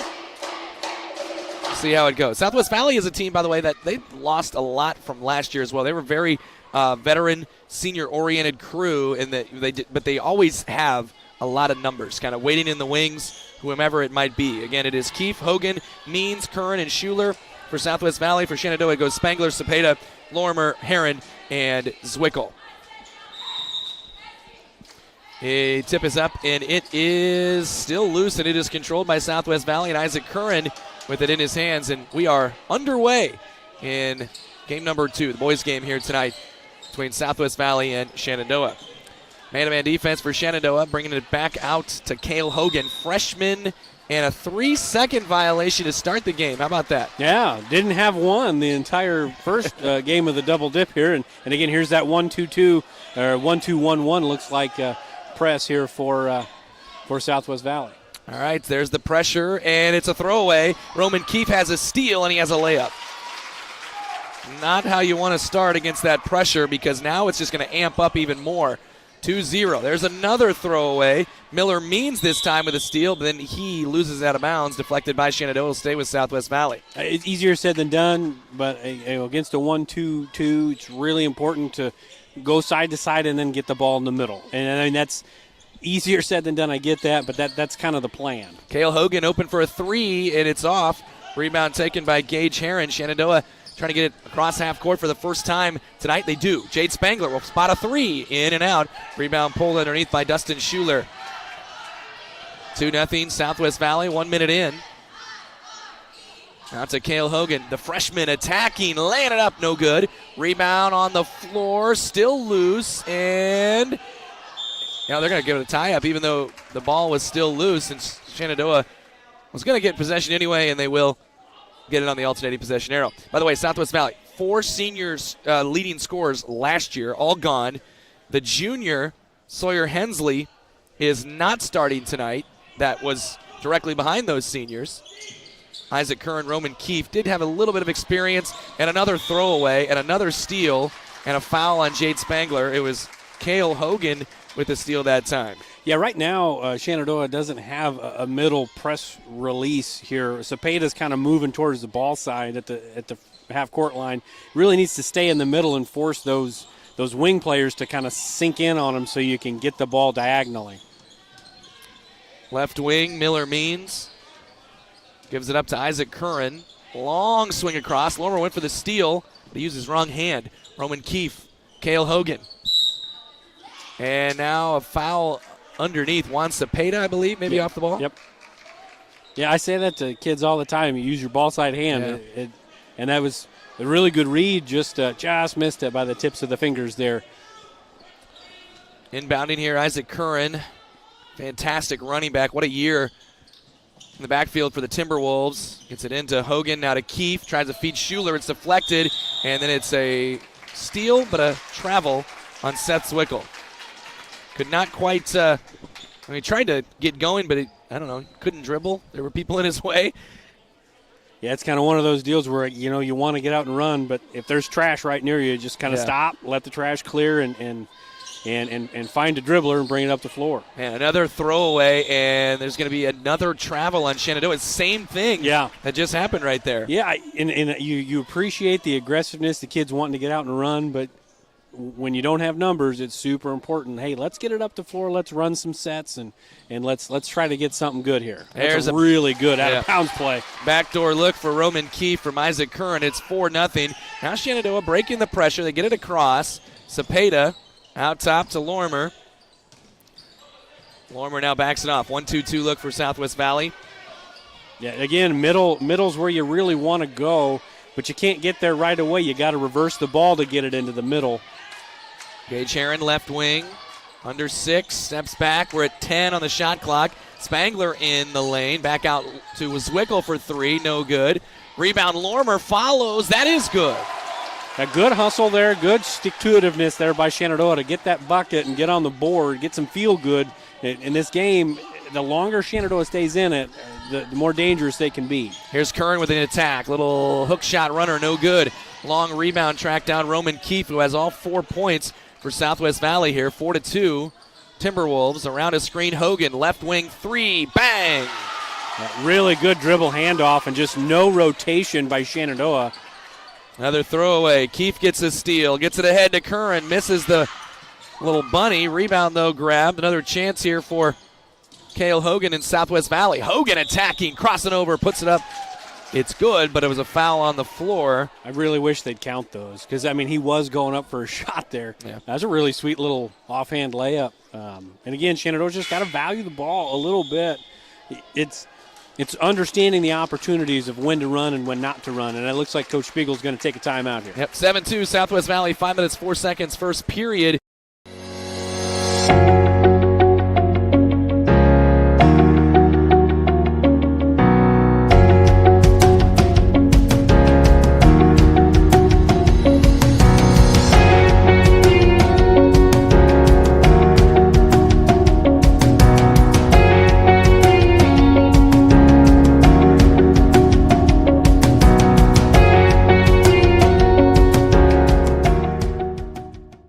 One.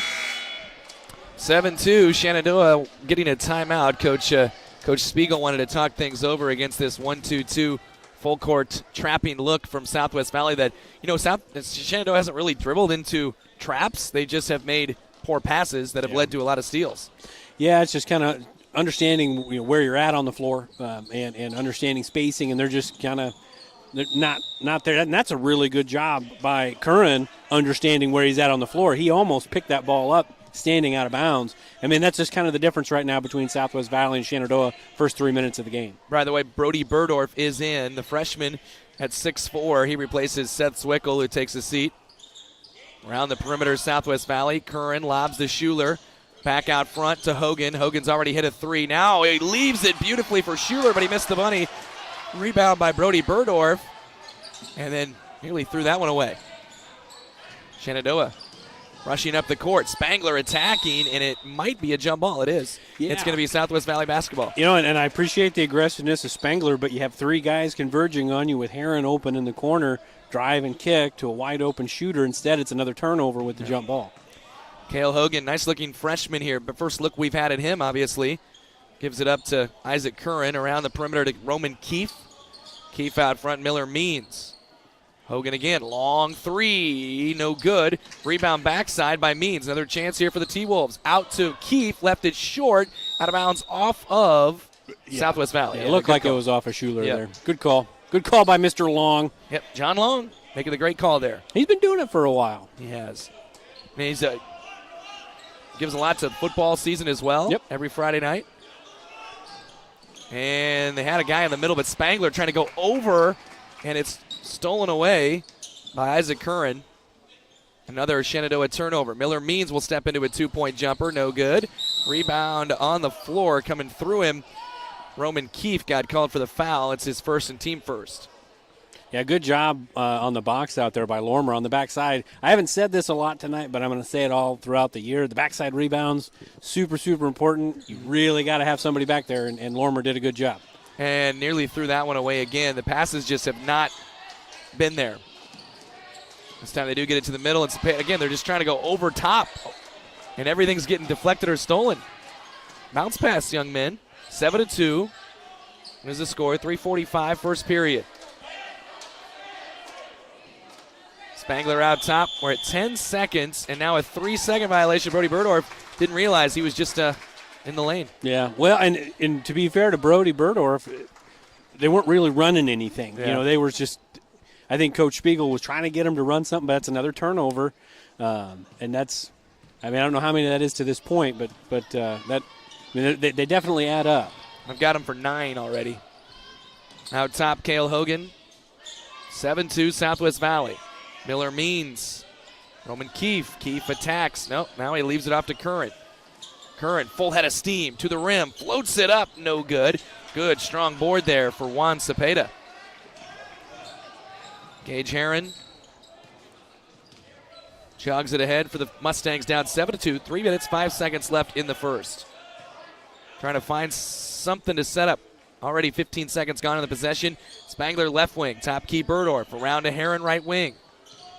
Short corner Cepeda. Cepeda leaves it out to Lormer for 3. It's short, and it is out of bounds. Saved into the hands of Schuler. Southwest Valley with possession. That might have been the best possession for Shenandoah to this point. It didn't end in a make. Good look. But good ball movement. The ball touched both sides of the floor, and you get the wide open look. You just got to knock them down, and that's, to me, that's progress is through the first 6 minutes of this game.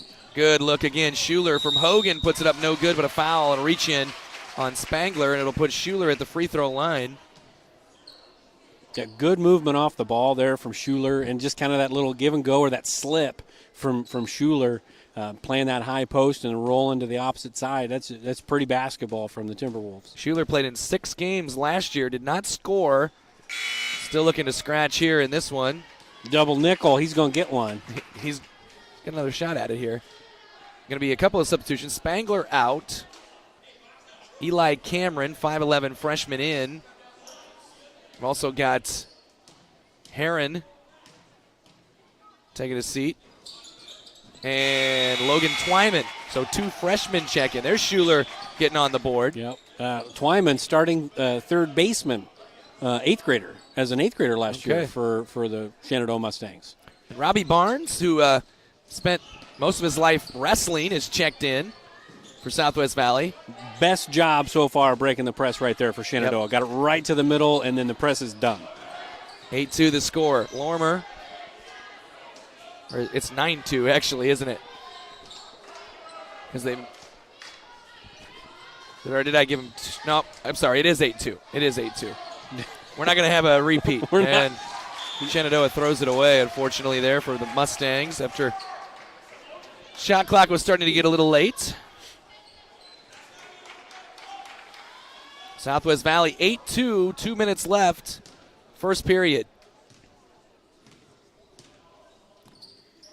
Isaac Curran gives it up. Cale Hogan out top, got a man in the air, now attacks, fakes a pass, left-hand scoop shot, no good. Follow by Barnes is no good, but a foul, and now he will shoot 2. Yeah, that'll be 2, I believe, on Cepeda. And again, really good action off the ball by the Timberwolves, and you got to rebound. When you're struggling in other areas, you really got to value those possessions, make it one shot and done. Barnes misses the free throw. By the way, Logan McEwen into the game. You mentioned Juan Cepeda. It is his second foul, team foul number 5. Next one for Barnes is good, and it's now 9-2. Oh, another throwaway. It's kind of threw a baseball pass ahead, or football pass ahead. 3-point try in the corner. McEwen is good, and it's 12-2. And you can't get sped up right now. You just turned it over. You just gotta keep moving the ball. And there's, again, on cue, another one. 3-pointer Hogan. Bang, another one. And there's Hogan tracking another steal, but out of bounds off Southwest Valley. It is now 15-2. Suddenly like an 8-2 manageable game turns into a 15-2 just like that. Yeah, less than a minute, and you get a turnover and a three-pointer in both corners on back-to-back steals. When you just got to be patient, fake a pass to make a pass type of deal, and I mean that's what they need to do. They've done it a couple of times, but just ease the pressure a little bit. Just take your time. There was a moment there where Shenandoah had 3 freshmen on the floor. They were struggling with that pressure. Twyman, Spangler, now Cepeda with a good look underneath, puts it up and in. Yeah, good move there by Cepeda, good find by Spangler. Again, when they can get in their half-court sets, they can get some good looks. They just got to get there. 15-4, 45 seconds. Out top, Hogan, dribble drive, scoop shot up, no. Rebound, Cepeda's got it. And now Shenandoah, 40 seconds left, and there's going to be a double dribble. Another turnover that was kind of an unforced turnover that time. Yeah, you're trying to push, but maybe just kind of those eyes are bigger than your stomach type of deal. Yeah. Coach Basher getting some more guys in the game as well for Southwest Valley. Wyatt Mendenhall, another freshman, just checking in for the first time. Logan McEwen, left wing, now top. Miller Means, around they go, back to Hogan. Inside deflection, taken away by Lormer. Shenandoah on the run. Lormer scoops it up. No, but a foul, and he will shoot 2. Nice move. Yeah, decent move there from Lormer. Good steal, good run out. Going to the line for 2. I'd like to see him use that left hand, but we'll take it if we're a Mustang fan. Cale Hogan called for the foul, his first. Team foul number 2. Free throw for Lormer is good. Lormer's got 3 of the team's 5. And a little bit of a stretch here for Shenandoah. Down 15-2, now 4 in a row. Yes, it is. And Lormer has 4, 15-6. We're at 20 seconds. Shot clock is off here in the first period. Mendenhall left wing. Out top, Miller Means. I don't know why I always got to feel the need to say both of those names, but I do. Here's a steal by Spangler. Stepping into the passing lane. We're down to 5 seconds. Lormer, 4, corner, Swickle for 3, in and out. Rebound taken by Hogan, and that will do it for the first period. And a 15-6 Southwest Valley lead. We go to the break. Be right back. Every inch of your body puts pressure on one place, your feet. So give your feet everything they could ask for by walking in to Brown Shoe Fit Shenandoah. Shoes for every occasion, boots for any situation, and above all, the right fit for you. After all, Brown Shoe Fit has been fitting feet for over 100 years. The only downside, so many shoes to choose from and only 2 feet. Great service, great selection, a great fit every time at Brown Shoe Fit, downtown Shenandoah. Hold on.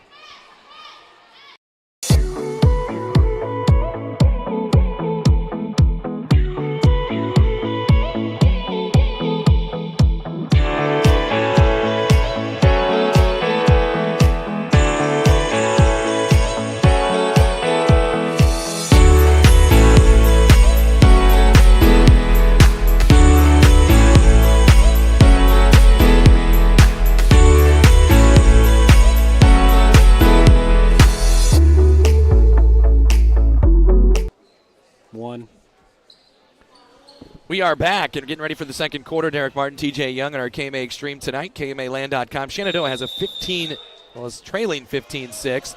Zwickel, Spangler, Lormer, Heron, and Cepeda, the original starting five for the Mustangs out there. His corner, Spangler for three, bang, knocks it in. A good stroke from Spangler. Made one last night, too. He's got a good stroke, and again, if they can run some sets, they've got an opportunity to put the ball in the basket. 7 in a row for Shenandoah. Cale Hogan around Lormer and gets bumped and fouled, and Lormer called for his first team foul, number 6. Hogan's out there along with Curran, McEwen. Means is also still out there. And Robbie Barnes is the last of the 5 for the Timberwolves. Means, Hogan. Oh, he got an open. Means found the back door and puts it up and in. And it's now 17-9, stopping the 7-0 run. Trying to beat the pressure all the way to the other end. Cepeda lays it up and in. Again, getting the ball to the middle. They started to do that in the last little bit of that first quarter. That's just a super big pressure release to get the ball in there. And Cepeda, good handles, and then the lefty laid it in. Around to Hogan, giving him a little space there. Off to McEwen, down low, feed to Barnes. Facing up, nearly lost it, got it back. Around to Hogan again. Hogan dribbles to the wing against Lormer. Crossing him over, trying to anyway. Deflected, but right to McEwen. McEwen, cross to Means. Means to Hogan. About 6 on the shot clock here. Oh, yeah, down to 5. Around they go. Try to feed Hogan. Hits the deck. And there's the shot clock. Shot clock violation. Turnover, Southwest Valley. Good defensive possession for Shenandoah. Yeah, really good defensive possession. Really never had an opportunity to put up a shot. So for Southwest Valley, they got to get back to that ball movement, player movement they were doing in the first quarter for Shenandoah. That's the kind of defense they need the rest of the way to keep this thing competitive. 17-11, Shenandoah within 6. Cepeda goes to Heron in the corner. He's in trouble. Long swing across. Lormer will step into a 3. Bang! Shenandoah's within 3 at 1 point, 15-2. This is a 12-2 run. Yeah, as good as they've looked, and I know it's season's early, it's as good as they've looked so far in the early season. Roman Keefe, top key. He threw it away. And now back-to-back Southwest Valley turnovers. I mentioned Shenandoah had 13 turnovers in the first quarter. And none since. It's only been a little less than 2 minutes. There's a timeout, Southwest Valley. We'll be back in a Heritage Bank is proud to be a locally owned community bank. We have been committed to our community and meeting the financial needs of our customers since 1873. We are confident that our knowledgeable staff can help you make informed decisions about your financial needs no matter how big or small. Let us show you how rewarding a relationship with First Heritage Bank can be. Stop in at one of our 2 locations, or you can find out more information at www.fhbshen.com. First Heritage Bank is a proud supporter of Shenandoah High School athletics. Go Shen, member FDIC.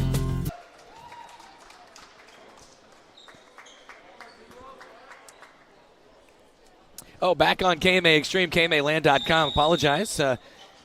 Derek Martin, TJ Young. This is a 12-2 run for Shenandoah, and they have the basketball here. Again, facing that pressure. Lormer beats it.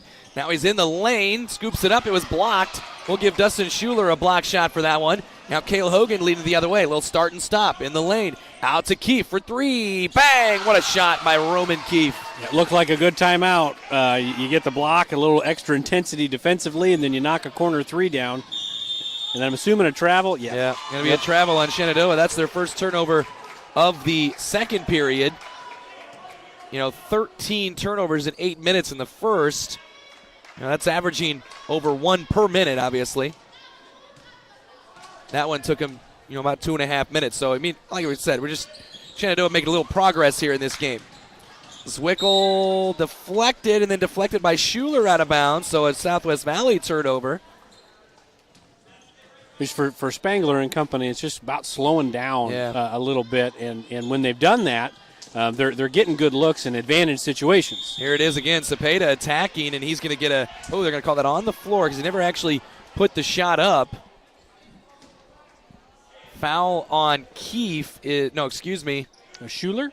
It was Schuler. It's his first. Team foul number 3. Cale Hogan going to sit for the first time. Freshman takes a seat, replaced by a freshman, Wyatt Mendenhall. Quick one for Cepeda, blocked, but out of bounds. Going to be a block on Schuler. It'll stick with Shenandoah. Schuler's got a couple of blocks here since returning to the game. 6-point lead for Southwest Valley. Heron looking to get it in. Lobs it out top to Spangler. Now around they go to Lormer. He's double teamed in the corner. Bounces to Zwickel. Zwickel to Spangler. Spangler threw it away.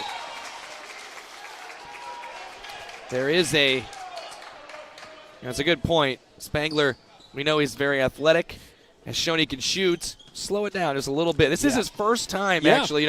He hasn't played basketball for years. Yep, he was a wrestler and is super, super athletic. And I think as the game slows down a little bit for him, I think he's got an opportunity to be a really good basketball player here for Shenandoah as the little floaters made in the lane here for the Timberwolves. Yeah, Isaac Curran with a nice play. Makes it 22-14. 5 in a row. Here's a 3 for Zwickel. No good. Rebound backside taken by Cepeda. Out to Heron for 3. Bang! And that's something that Gage can do. Heron, when he's got time and he can set his feet, he can put the biscuit in the basket. So that's a really good job by Heron in the corner. 22-17. Back to a 5-point game. Mendenhall out to McEwen for 3. That's no good. Out of bounds off of Shenandoah. Yeah, okay. It is going to be off of Shenandoah. Sometimes as an official, you start doing one thing. Oh, let me think about that for a second. What did I see? It's early in the season for everybody. Yep. Cepeda going to get his first break. He's been really good, and he's been doing it with 2 fouls. Brody Burdorf back in for Shenandoah. Quick lob into Means, who's returned to the ball game.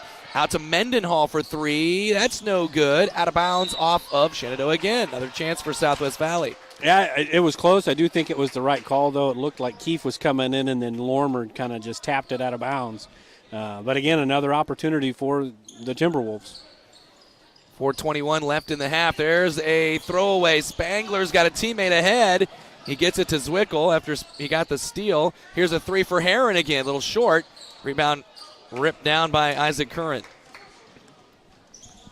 Baseball pass ahead. What do you call that? A baseball or football pass? What do you call that? One-hand throw? You would call that an unnecessary pass. I don't. You want 2 hands on the ball when you pass it, right? No, it's fine. I'm all for that, but I mean there wasn't anybody open down there. Right. That's true. Isaac Curran. They got some good plays on inbound plays here so far tonight. And that's another turnover. One. Could be a turnover. Spangler lets it go, and he doesn't. And Southwest Valley is going to keep it. Under 4. Curran. Corner 3. Keefe. Short. Rebound pulled by Burdorf. Outlet Zwickel. Heron on the run. Long toss Lormer. Open 3. No good. Rebound fought for. And is it going to be a tie-up or a foul? It'll be a tie-up. It will be Southwest Valley basketball, but alternating possession arrow will change. All right. McEwen is hitting the bench. Robbie Barnes is back in. Juan Cepeda coming back into the game for Shenandoah. We've also got Twyman returning, Logan Twyman for Shenandoah. 22-17, Southwest Valley with a 5-point lead. Seems like we've been stuck here for a while. Curran on the move, misses the shot. Rebound pulled by Cepeda. Spangler. Cepeda attacking. Corner out to Twyman for 3. It's short. Long rebound taken by Keefe. Southwest Valley up by 5. 3:10 left in the half. There's a steal by Lormer, maybe. Yes, he's got it. Can he make the layup? And he cannot. And a rebound by Miller Means. Still, 5-point Timberwolves lead. Good pass to Barnes. Missed the shot. Burdorf bothered it. Rebound on the floor. Going to be a tie-up. It will be Shenandoah basketball. Just super good look. And for Southwest Valley, we talked during the break, they've probably missed, in the first quarter, they probably missed 5 or 6 just wide open layups. And then they've been missing a few more here in the second. If they can make some layups, they can stretch this lead. Shenandoah has given them every opportunity, but they're letting them hang around.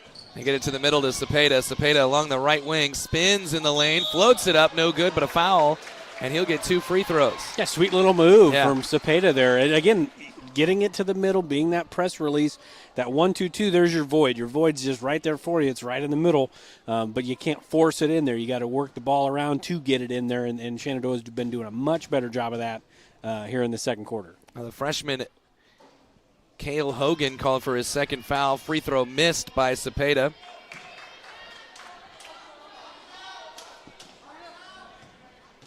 One more here for 6'2 junior southpaw, and he leaves it well short.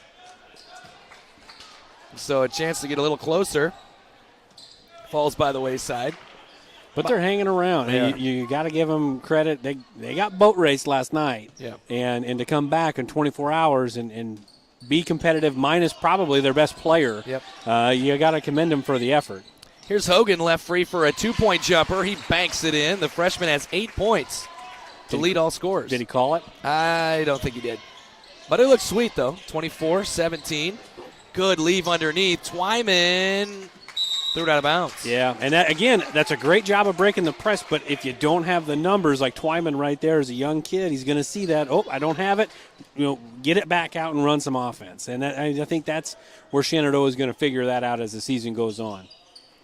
Cale Hogan thinking about a long three. Got a man on the move. Good bounce underneath to Barnes. Brings it back out to Means. Around to Keefe. To Curran. Curran gets around Spangler. Leaves for Barnes again. Back to Keefe for three. No good. Rebound Cepeda had a foul on Barnes. Well, you can tell he was a wrestler, right? Yeah. And one of the top two-way linemen in Class A in this area this past football season. 24-17. At one point, 15-2. Shenandoah looked like they were on their way to that boat race you were talking about, but really come to life here lately. Lorimer. There's Twyman, and he threw it away. Curran steps in, gets another one, and it's thrown back away. Spangler gets a steal. Spangler one-on-one, lays it up, and no. A foul on Curran, I agree, maybe got away with some steps there. There's a little shuffle before the Euro. But there have been a lot of, it does seem like some travels that have been missed on, both sides, really. It's early. It's Hey, we didn't even come on the air when we were supposed to with the videos. It's early. Yeah. We're getting it figured out. Jade Spangler misses the free throw. Shenandoah has missed 3 consecutive free throws that when they, obviously could have been cutting into. Yep. 2 out of 5. They made their first 2, missed 3 in a row. One more here for Jade Spangler, and he cannot pay it off. Rebound for Miller Means. Southwest Valley up by 7. Curran with a head of steam. Throws corner. Keefe. Hogan. Back to Keefe. Means top of the key. Back to Roman Keefe. Now to Hogan. Hogan being tracked by Lorimer. He spins and shoots and misses. Rebound again by Juan Cepeda. Quick outlet to Spangler. Spangler, good job to slow it down. Nothing there. Out to Lorimer along the right wing. We're at a minute left in the half. Long three for Lorimer. No. Rebound taken by Curran.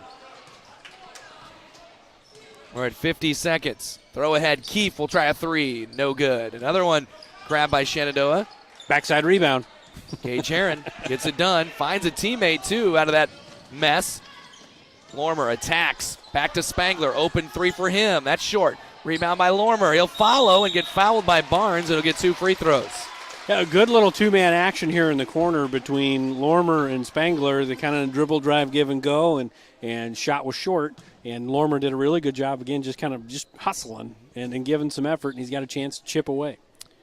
Well, Gage Heron hit a three-pointer to get to 17 at about the 5.5 mark, I believe it was, and they have not scored since. Lorimer misses another free throw for Shenandoah, which has missed 5 straight. But just fortunate for the Mustangs is that it's been just about as frustrating for Southwest Valley on their half of the offensive floor. Lorimer again misses a free throw. Shot clock's off, so they could hold if they wanted to. Doesn't look like they're wanting to. I don't think so. Curran going to get called for a travel. That one was maybe less of a travel than some of the others, but it might have been. Again, shot clock off, and that matters, I guess, at this point. But you break the press, you could hold for that last shot if you're the Mustangs. 24-17. There's a throwaway ahead to Keefe. Keefe lays it up. No. Rebound by Lormer. They just cannot finish those layups right now. Lormer. Heron, corner three. Short. Lormer fighting for the board. Gets it and then misses a shot. We're at 8 seconds. Curran trying to hurry it ahead. Underneath. Keefe puts it up and in to end the first half. Roman Keefe on a good look there from Isaac Curran. And the Timberwolves take a 9-point advantage into halftime. 26-17. We'll take about a 90-second break. We'll be back. Halftime chat with TJ Young on our KMA Extreme. United Group Insurance is a team of people you know and people you trust. We offer home, auto, farm, crop, life, health, and commercial insurance from our convenient offices in Atlantic, Griswold, Red Oak, and Shenandoah. Our team of agents work together to make sure our customers find an insurance policy they feel great about. We offer a variety of insurance carriers so you can choose what works for your coverage needs. Learn more at United Group INS. Don't say anything. This is Kane with Gowing Plumbing. Gowing Plumbing is the name to remember for 24-hour service. That includes after hours and weekends, because that is when problems usually occur. We're located in Shenandoah, but we also serve the surrounding communities. That's the way it's been done for more than 70 years. And we work on boiler heat, so call fully licensed Gowing Plumbing any time of day or night. 246-1803 or after hours at 712-310-9248. Nope. Sorensen Auto Plaza in Shenandoah has been here over 25 years, and they specialize in financing. Buy here, pay here. At Sorensen Auto Plaza, they finance all credit types. Bad credit, no problem. Visit SorensenAutoplaza.com to apply for financing and stop by and visit us on Sheridan Avenue. Sorensen Auto Plaza, proud to support this Shenandoah live stream. It'll take a minute. Back at our KMA Extreme here at Shenandoah High School, where Shenandoah trails Southwest Valley at the break, 26-17. At one point, it was 15-2, and then Shenandoah came storming back on a 12-2 run. They were within 3, and then obviously Southwest Valley with a little spurt here to put them up by 9 at the break. Roman Keefe got the last hoop of the half. It was a big one there just before the buzzer. He has 9 points. Cale Hogan in his first game as a Southwest Valley Timberwolf from the varsity perspective has 8 points as well. And then 3 from Logan McEwen, 2 from Miller Means and Isaac Curran, 1 each from Robbie Barnes and Dustin Schuler. For Shenandoah, Camden Lormer scored 7 of the 17 points. Juan Cepeda has 4 points plus 6 rebounds. Jade Spangler, Gage Heron have each made 1 3-pointer. But Shenandoah, they started off early, coming off of last night's blowout loss to Underwood. They find out they're not going to be playing with their, best player, Blake Harold, and they start off horribly. I mean, no easy way to put that. But down 15-2, they have fought back at one point within 3. It's up to 9, but you got to feel pretty good with the ability to fight back. Yeah, they're in the game, and we talked about it in the first quarter. The longer they can hang around, it's super silly, but that's true. The longer they can hang around, the more confidence they're going to get, the more belief they're going to have. And Southwest Valley, to be honest, again, they've kind of let them hang around. They've missed a lot of layups. They've turned it over too. Shenandoah's turned it over a bunch, but Southwest Valley hasn't. They haven't been super great at valuing the basketball either. So it's been choppy, it's been sloppy, but it's been competitive. And Southwest Valley's left some points on the floor, and I feel like Shenandoah, as the first and second quarters wore on, they got more comfortable. The hangover from last night ended, and they started playing a little more relaxed basketball. And I think that was super beneficial. It'll be interesting to see what the adjustments the coaches make here coming out of second half, because there's going to be some little wrinkles. See how the kids handle them. 26-17, the halftime scores. Southwest Valley outscored Shenandoah 15-6 in the first, and then it was 11-11 in the second. Enjoy the sights of the Shenandoah High School Gymnasium as we step aside and take a break and get you ready for the second half on our KMA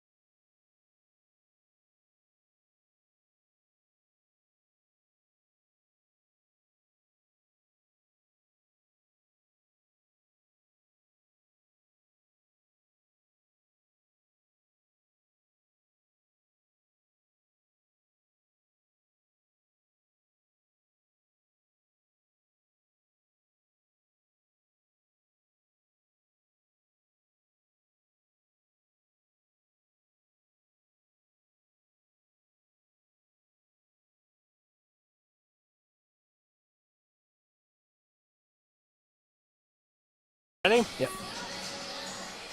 Welcome back on our KMA Extreme, KMAland.com. A little halftime enjoyment, entertainment, some half-court shooting.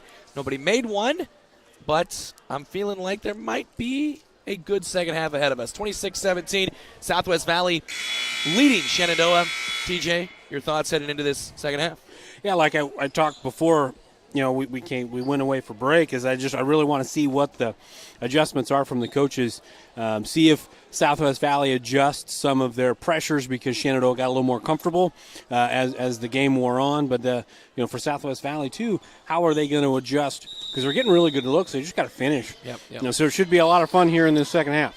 All right, Curran, Means, Schuler, Hogan, and Keefe out there for Southwest Valley to open up the second half. That was the original 5. Curran gives it off to Hogan. He thought about a long 3. Now he'll drive in. Start and stop. Scoop shot is good. This freshman is impressive. Yeah, really good drive. And again, not a lot of contest from Shenandoah. The blow-by has been there for Southwest Valley most of the night. Yeah. Jade Spangler out there. Seth Zwickel, Juan Cepeda, Gage Heron, and Camden Lormer there for Shenandoah to open things up as Southwest Valley drops off and into half-court 1-2-2 look. Left side with it is Zwickel. Out pops Heron. He thought about catching it and then thought about letting it go, and then eventually it got to Lormer. Now Heron's free for 3 in the corner. Missed it. Rebound ripped by Lormer, and then a tie-up. It'll stay with Shenandoah. What a hustle for Camden Lormer. Yeah, he's kind of been everywhere, and we've talked about it a few times here with the effort and the hustle that Lormer's shown. Not the biggest guy on the floor, not the tallest guy, but he's fighting. 7 minutes, 13 seconds. Inbound to Cepeda, ripped away, stolen away by Miller Means, and another Shenandoah turnover. Here's Curran, start and stop. Out to Means. Means, now to Hogan. 1 minute into the third period, an 11-point lead for Southwest Valley. Back out top, Hogan for 3. Missed everything. It's out of bounds. Coach Spiegel can't believe there wasn't a moving screen called on Southwest Valley. And he's got a legitimate case, but needs to be a little bit careful. Yeah. Your kids are in the ball game. You don't like it, but just make your case and let the kids play. Here's Spangler for a pull-up 3. That's no good. Rebound again taken by Miller Means, and Southwest Valley getting up by 11. This has been a long drought for Shenandoah's offense. Out of bounds. Was it off of? Yeah, it was off of Shenandoah. Good hustle there by Gage Heron. 6:31 left in the third. Gage Heron is the last person to score. Remember that 3 that he made? Yeah, it was what, midway through the second quarter? There's about 5.5 left in the second quarter. They haven't scored since. 3-pointer for Keefe, no good, but amazingly, Shenandoah kind of sticking around in this thing as Zwickel gets the rebound. Spangler, Zwickel, Heron.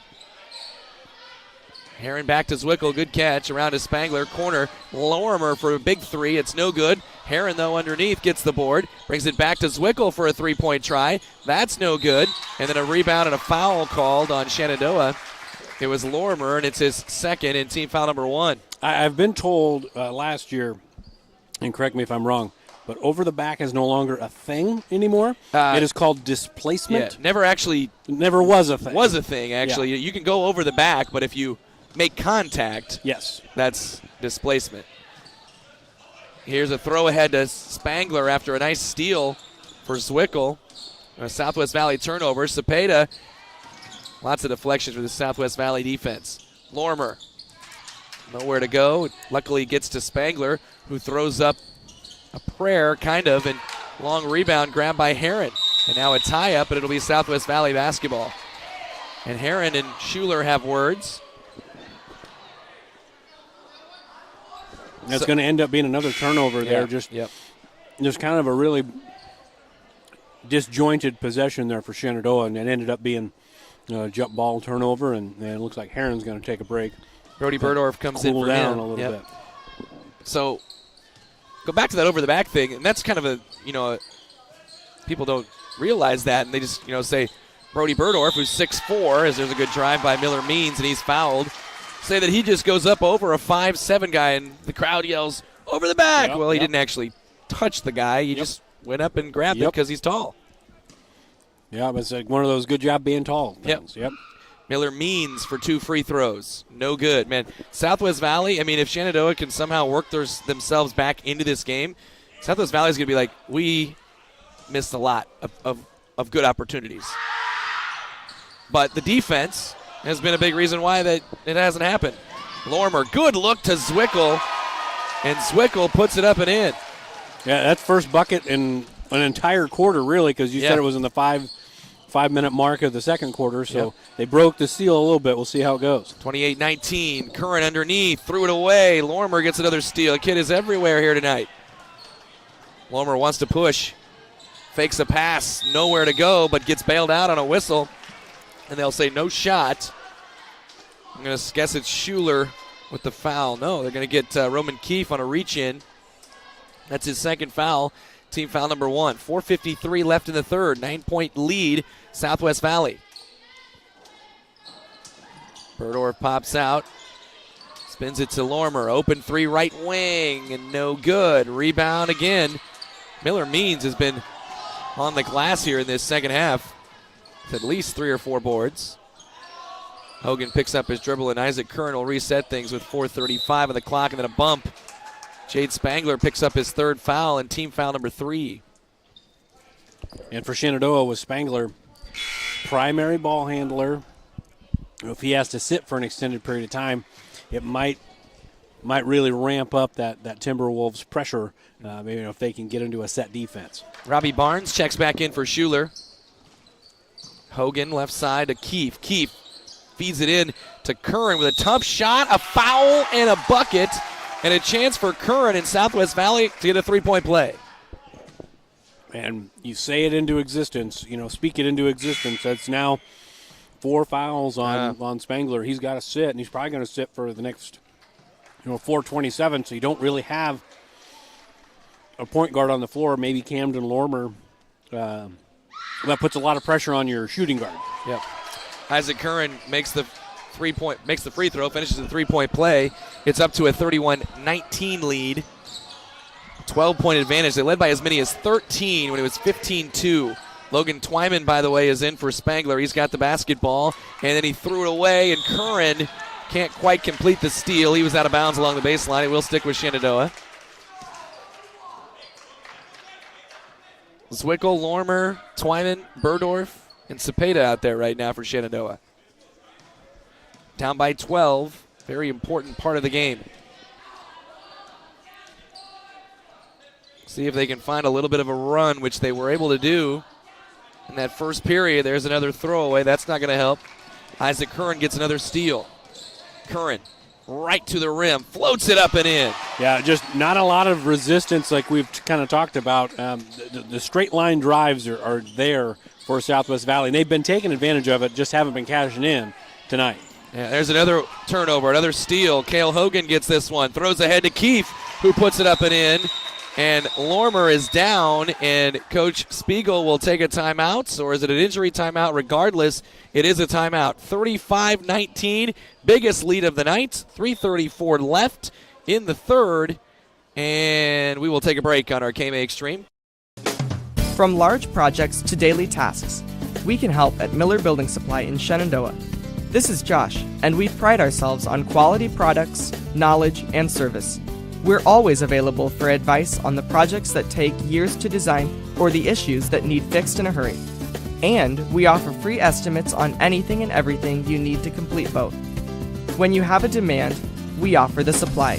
Miller Building Supply in Shenandoah. Back on our KMA Extreme, when Gage Herron hit that 3 to give Shenandoah their 17th point of the night, I was thinking, well, they'll definitely, there's 5.5 left in the second, they'll definitely get well past that 19-point mark from last night, but here they are on 19, and it's going to be a 10-second violation because you can just look at the shot clock, and it was at 25. I'm not sure what the argument was, though, right? I think Coach Spiegel was trying to get a timeout called. Oh, okay, gotcha.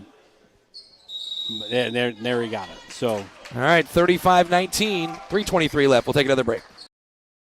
Pella Corporation in Shenandoah is growing. Pella is a family-owned company and has a strong heritage that started in 1925. Pella offers a strong benefit package, competitive wages, quarterly bonuses, profit sharing, and more. Pella has a decreased overtime schedule. You'll never work on Sundays, and you will have at least 2 Saturdays off each month to spend more time with your family. Go to careers.pella.com to see what jobs are available and apply today. Experience is not necessary, as Pella will provide training. Pella is an equal opportunity employer. The strength of a house starts with its foundation. Just like the strength of a community starts with its education to ensure its success for many generations to come. The Shenandoah, Iowa Education Foundation strives to bring world-class education and opportunities to the youth of Shenandoah. Visit ShenandoahIowaEducationFoundation.org to become a part of the $100 Club, the Family Challenge, to donate to the Peter J. Weber Scholarship, or to make a general donation. The Shenandoah, Iowa Education Foundation, partnering today for success tomorrow.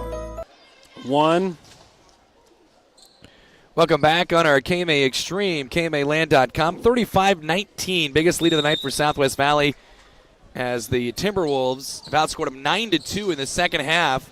A little lob attempt to Roman Keefe, who is falling out of bounds, so he makes a smart heads-up play and throws it off of Juan Cepeda. And actually, pretty nice of him to say, "You all right?"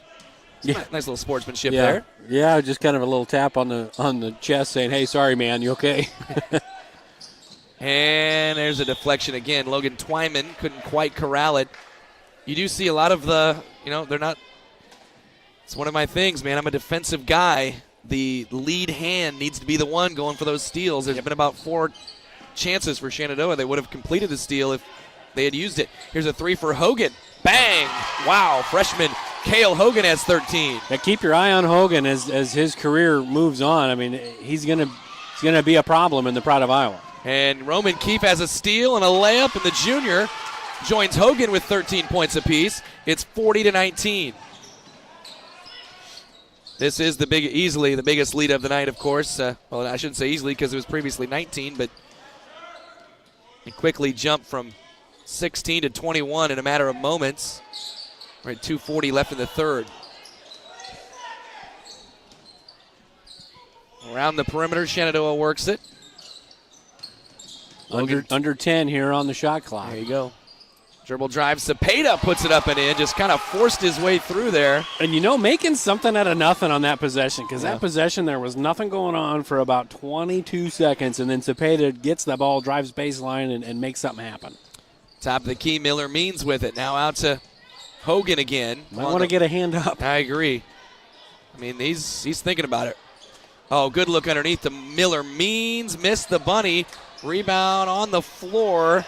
Tracked down by Curran, who gets it back to Means. Corner to Keefe. Curran. Hogan. Now a screen from Barnes. Big body there. Got a man in the air. Tries the 3 again and missed it. Rebound pulled by Cody Burdorf. Good strong board for him. That looked good. Yeah, it did. It really did.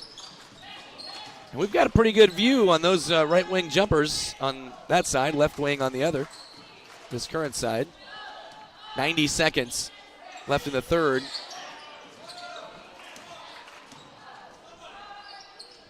Cepeda with the basketball. Tries to feed it inside. It's deflected. It's stolen by Hogan. Hogan to Keefe. Keefe's got another layup but can't finish it. Rebound again by Cepeda. And he threw it away. It's turned over by Shenandoah. Their turnover total is up to 25. They had 13 of those in the first quarter. Bunch of changes here on both sides. We're going to see Cole Graham, a 6-foot freshman for the first time, as Zwickel takes a seat. Gage Herron's back in. Camden Lormer's back in.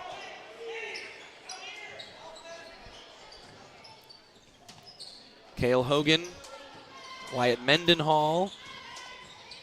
There's McEwen with it. Yeah, and a little switch in defense here, a little 1-3-1 for the Mustangs, and it's a little different look than they've been running. Mendenhall misses the 3 and can't quite save it. That little wrinkle, that little switch up to the 1-3-1, you still gave up a wide open look, but it kind of confused the Timberwolves, and you get a possession out of it, but now you just can't turn it over going down the other way. Yep. That's been obviously a trouble spot here early in the year. And you've got go to your freshman, and everybody's now gone, and he throws it away. Cole Graham, who just entered the game, is just not a good spot to put him in. Or if you're Lorimer, he just passed it to him and left. And I know there's a press break that they're running, but if I'm Lorimer, I gotta take control of that. 35 seconds. Or it's trial by fire. And there's a good steal by Cole Graham to get a possession back for his team. Yeah, you give it up and then you get it right back. So good job by Graham. Just have short memory. He was a goldfish right there. Short memory. There you go. Yep. Ted Lasso. That's right. Juan Cepeda looking for Graham inside, and this one's going. Actually, it's going to stay here. It will be a tie-up. 14.6 on the clock. I don't know what you can do about getting maybe this air conditioner turned off up here. Yeah, that's it. We talked about it during the break. It's 20 degrees outside, but it's pretty close to that up here. They're freezing me out. 10 seconds. Lorimer's got it. See if Shenandoah can get a little bit of pressure or get a little momentum into the fourth. Graham with 5 seconds, lost the ball. Another steal. This one taken away by Means, and this one's going to be a late shot as we go to the fourth period. 40-21. Southwest Valley has opened it up with a 14-4 third, and they lead it into the final 8 minutes on our KMA Extreme.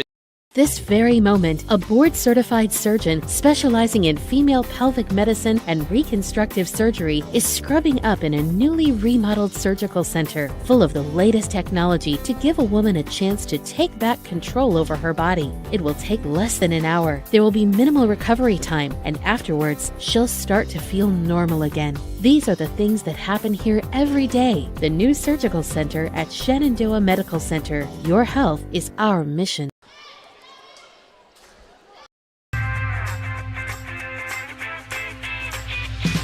Here it is. This is where my passion is my major.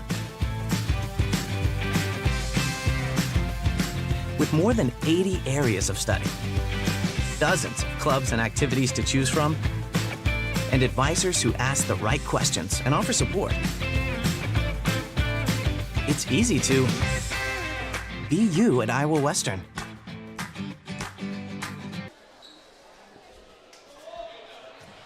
Back at our KMA Extreme, Derek Martin and TJ Young as Southwest Valley trying to earn a split here tonight as the Shenandoah girls were winners a little earlier, 56-20, and the Timberwolves looking good. Isaac Curran, Wyatt Mendenhall, Cale Hogan out there. Schuler, who's got Dustin Schuler, lays it up and in on a good pass there from Mendenhall to make it 42-21. Yeah, doubling them up, really good find, and now finally these layups are starting to go down for Southwest Valley. Took a couple of quarters for them to find the range from 2 feet. And there's just an unforced error by Shenandoah. Lorimer kind of dribbling, trying to figure out what they wanted to set it up in. Then he threw it over to Spangler, who just wasn't ready for the pass, threw it out of bounds. Yeah, nobody really, there we go, 1-3-1 again, look, there wasn't anybody on that far side over there. Corner to Hogan. Hogan, Schuler. Might have another layup and puts it up no good. Rebound grabbed by Brody Burdorf. Lorimer to Spangler, top key. 21-point deficit. Gage Heron along the right wing. Long swing across for Lorimer. Back to Spangler, right side. Spangler attacks and going to get a travel. No basket. Cepeda. That's the second nose bleed we've had in as many games. Yeah, Cepeda's, it's coming down pretty good. Yep. No foul was called though. No foul. What was the whistle? The whistle was that there was blood. Oh. So no foul called, but definitely Cepeda got hit in the chops there. His nose was bleeding pretty good there. Okay, I thought the foul was going to be on. Just a stoppage of play safety on the drive. Okay, good eye there from John Long to see the blood, get him off the floor. There was a lot of it. It was coming down pretty good. Jump ball, going to keep it with Shenandoah. Cole Graham back into the game as Cepeda gets tended to, and there's another throwaway and another Another steal, another turnover. And stolen right back. Cole Graham gets another steal. And stolen almost right back. That should be foul number 5 on Spangler, I believe. Yeah, so Spangler, basically the last 7 minutes of the game, your point guard's off the floor. And I know you're frustrated. I get that. And in terms of basketball, he's a junior, but in terms of basketball, still a young player. And he's going to figure a little bit of this out as the season goes on. But you're too valuable to not be playing the last 7 minutes of the game. Yep. 42-21. Still a 21-point lead for Southwest Valley. Isaac Curran doubled up. Feeds it into Schuler. Oh, good feed to Hogan. Back out to Mendenhall. Short jumper, no. And then a foul is going to be called on Schuler, fighting for the rebound. Yeah, nice extra pass there by Hogan. I've been impressed with that kid's game. Oh, yeah. Definitely very quarter-wear for someone who's probably 14, 15 years old. That's pretty rare in this part of the country. Well, I thought it was kind of impressive. He's a freshman among juniors and some seniors. Yeah, and he comes out and he takes the first shot of the game. Yeah, it's like he's commanding the offense. Yeah, I know, absolutely. I completely agree with you. I've been very impressed with number 11 in black. Cole Graham fouled. It's going to put him on the line as Dustin Schuler picks up another quick foul. And Graham didn't play in the first half. He played a little bit last night. He's athletic enough that he's going to make mistakes as a freshman. They all are, just kind of as the season goes. But I think the upside, just athletically with Graham, is pretty high. He's a pretty athletic kid. Graham sinks the free throw. 42-22. I mean, that snapped a stretch of a lot of missed free throws in a row. Mm-hmm. There was a time where Shenandoah was trying to get back in the game, and they kept missing free throws. And now Southwest Valley going to be called for a lane violation, so Graham will get another try. So that didn't even happen. Nope. Timeout taken by Kyle Basher, head coach for Southwest Valley. 42-22, Timberwolves lead. It's always been my dream to own a locker. You like school that much, huh? Actually, no, my own meat locker. I'm processing. So, what do you think? Well, if that's your it, let's make it happen.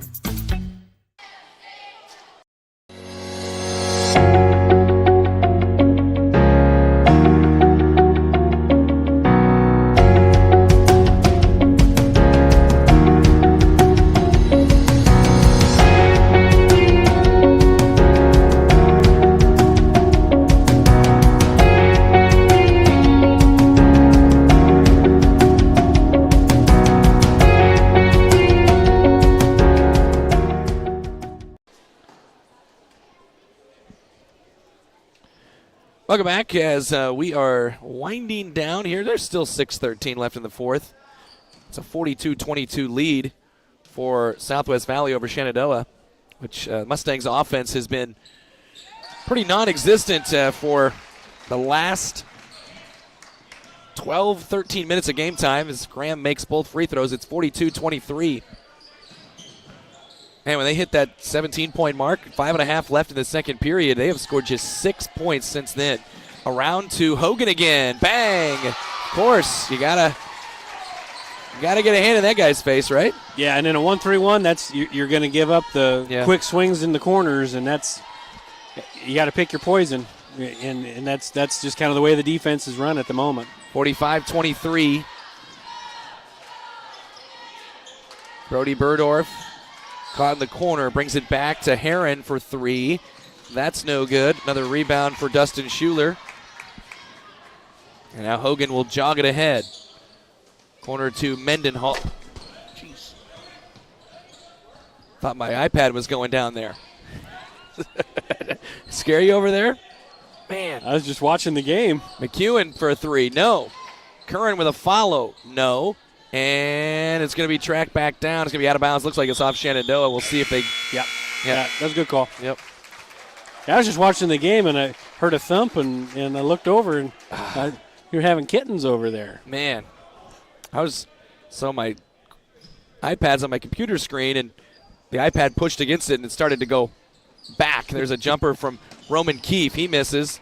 Rebound, though, by Isaac Curran. And if anybody's ever sat in the, what do you call this thing up here? Crow's Nest? Crow's Nest in Shenandoah. little droppage down there and could have hurt somebody. There's a steal, nicely done by Lormer. He'll have a layup, but he missed it. Rebound pulled by Gage Hare. Another chance for Shenandoah. Around they go to Seth Zwickel. Back to Lormer. Lormer for 3 left wing. That's in and out. They cannot get a bucket. And it's going to be a Southwest Valley basketball. Good job by the officials to work together on that one.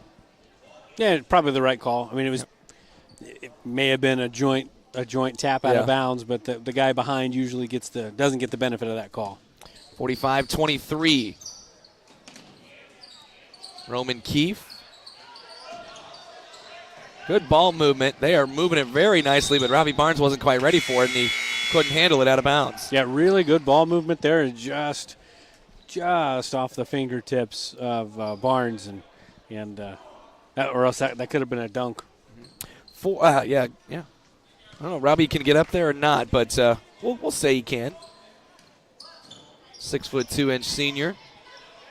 I want to say he was a state qualifier last year in wrestling and decided to go basketball this year. You know, what was the at least kid? Close. Missouri Valley kid that did both. The big kid. Yeah. Last year, right? Yep. It was the heavyweight. Yeah. That was kind of fun watching him play basketball because he was a really good wrestler. Just curious if this Barnes kid's doing both or just basketball. He's just doing basketball this year. Here's Zwickel for 3. That's a little long. Rebound pulled down by Roman Keefe and Southwest Valley as they put this one on ice, up by 22, under 4. Curran, good pass to Means, but good job by Heron coming over and knocking it out of bounds. I don't know why I can't come up with. I can't remember his name either. They played against Shenandoah. Right. No, it was the Red Oak Missouri Valley district game that we called. You and I called. Yeah, that was the game that I saw. He was just fun banging down low at the big boys. That was kind of a fun little thing for me. Anyways, Eli Cameron is back in now for Shenandoah. Freshman replaces Lormer. Down low, ball's deflected and loose, and it's going to be another tie-up, and this will stay with Southwest Valley. I want to say there's more jump balls in the boys' game than the girls' game. Tonight, yes. Yeah. Also, what did you think I was talking about, last week? No, in general, I would say no, but tonight, yes. Yes, tonight it is. And there's a throwaway and a steal by Gage Heron. Good throw ahead to Zwickel, who lays it up, no good. Rebound grab by Means. And it has been tough sledding offensively. Three-pointer for Keefe is no good. Backside rebound. Backside board for Means. Mendenhall attacks, floats it up. No good. Rebound pulled by Burdorf. 45-23. We're at 3:05 left in the fourth. Heron open for a 3 left side. That's good. Could see that one going down. Yeah, and he had some time that time. He's rushed a few. But the 2 that he's made, he's definitely had enough time to set his feet and get the stroke. All right, Connor Murray is the Missouri Valley kid thanks to Trevor Mador. 45-26. Ooh, off the foot of Southwest Valley, turned over. Of course he knew that. Yeah. He looked it up. He probably did. And actually, I'll give him a little credit here in that you can ask him, like, obscure things. It's kind of sickening, frankly. Some of the, you can say like Super Bowl 4, and he can tell you, the score, what network it was on, who the commentators were, where the game was. Like you can do that. Time and temp. Yeah, every single Super Bowl, he can do that. Well, good for him. Yeah. I can't, at least on Super Bowls. It's a good party trick. Eli Cameron is caught and tied up, and it's going to stay here. There's another jump ball for you. 45-26. Well, pretty fortunate there that Cameron didn't get called for a travel because he took 2 steps and then did a jump stop. So fortunate for the Mustangs to keep possession there. By the way, Henry Martin is in for the first time. Also, Rafe Rodewald. Rafe, yep. Brother, I believe, younger brother of former Philly, Sitta. Sitta, if you remember I do. Sitta. Yes, I do. Foul there called on Isaac Curran, his second, team foul number 4.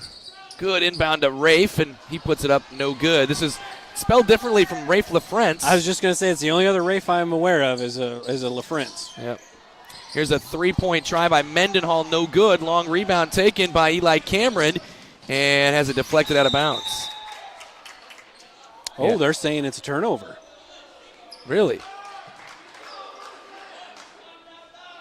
Yeah, it would be there. Okay, they got it correct. John Long, he's on top of it. Yeah. Good. Hey, when you are officials that work together like this, can work together on a call, that's perfect. It's great. Martin looking to get it in and throws it right to Isaac Curran. Another turnover. Mendenhall, make that Keefe, all the way to the rim the other way. He's got 15, and it's 47-26. We're under 2 minutes. And attacking the rim is Graham. It's blocked, but a foul called on Alex Morgan. Not to be confused with the star soccer player. That's right. That'd be odd. Yeah. What is she doing here? Yeah. Playing for Southwest Valley. 47-26. We're emptying the bucket. Yep. It's only game 1 of the year. Well, I wouldn't have shot that free throw right there because you see the net. Mm-hmm. It was hung up. I would have said you got to fix that because that's. But a good job by Cole Graham and credit to him. It's usually a gentleman's agreement between the players and the officials is that we'll fix that. He has 3 points. He has 4 points, all of them from the free throw line. He's 4 for 4. He's actually 4 for 5, but there was a lane violation. 47-28. Minute 45 left in the fourth. Mendenhall, Roman Keefe, top key Alex Morgan. Good feed underneath to Alex Morgan. Morgan goes up with it and puts it in. It all started with the pass right there from Mendenhall. It's a really good find. Yeah, Wyatt Mendenhall gets the assist. The freshman hasn't scored, but he's given him a lot of real good minutes. Free throw line, Graham attacks, puts it up, puts it in. Cole Graham might be earning himself some playing time, huh? I really think it's going to be hard to keep him off the floor, especially if there's minutes limitations with Harold. He's just too athletic of a kid, too jumpy, too bouncy. I mean, he's going to make mistakes. They all, like I said, they all are, but he gives you an option. Like Cepeda and him down there on the block, they give you at least an extra guy that can maybe put the biscuit in the basket. Well, when he came to check in for the first time, I think it was late in the third or whatever it was, I was like, what? Well, I guess Blake Harold put a uniform on, but he does. I mean, he's not 6. Whatever, what's Blake? 6'4"? 6'4". He's not 6'4". Doesn't have a mustache. He isn't built like Blake, but he's about 100 pounds lighter. Yeah, his hair is. It's very similar from the neck up. Right. Yeah. Here's a free throw for Alex Morgan at the free throw line. 2 free throws. It is good. The first one makes it. And not to do any injustice to the other freshmen that they have, because I think Shenandoah's got a fairly talented group of freshmen, and then below 8th graders and 7th graders, pretty talented young group of kids. But he, like you said, he just maybe earning himself some minutes. Right. Rafe Rodewald gets a rebound on the miss from Morgan, who now has 3 points. We're at 45 seconds, 50-30, Southwest Valley.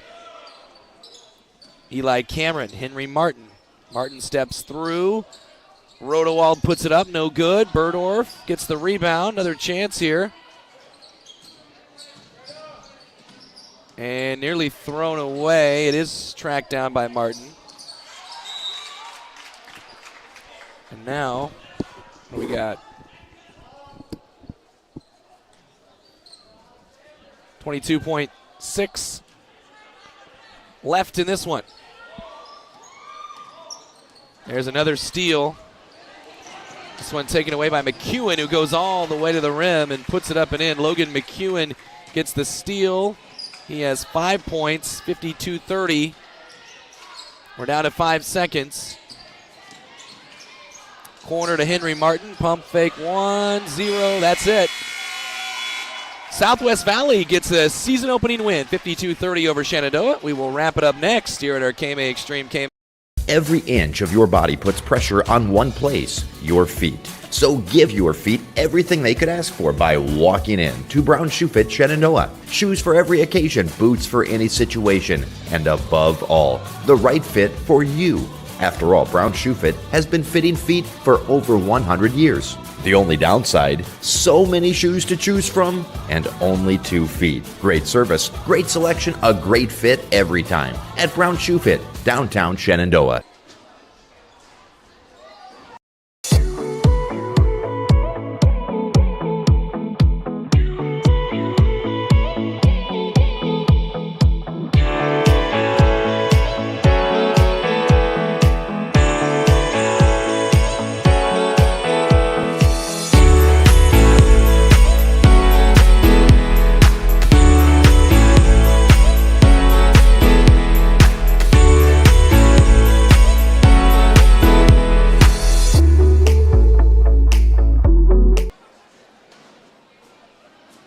Welcome back. Shenandoah falls to Southwest Valley 52-30 tonight. Southwest Valley actually opened up things on a really strong note. It was 15-2.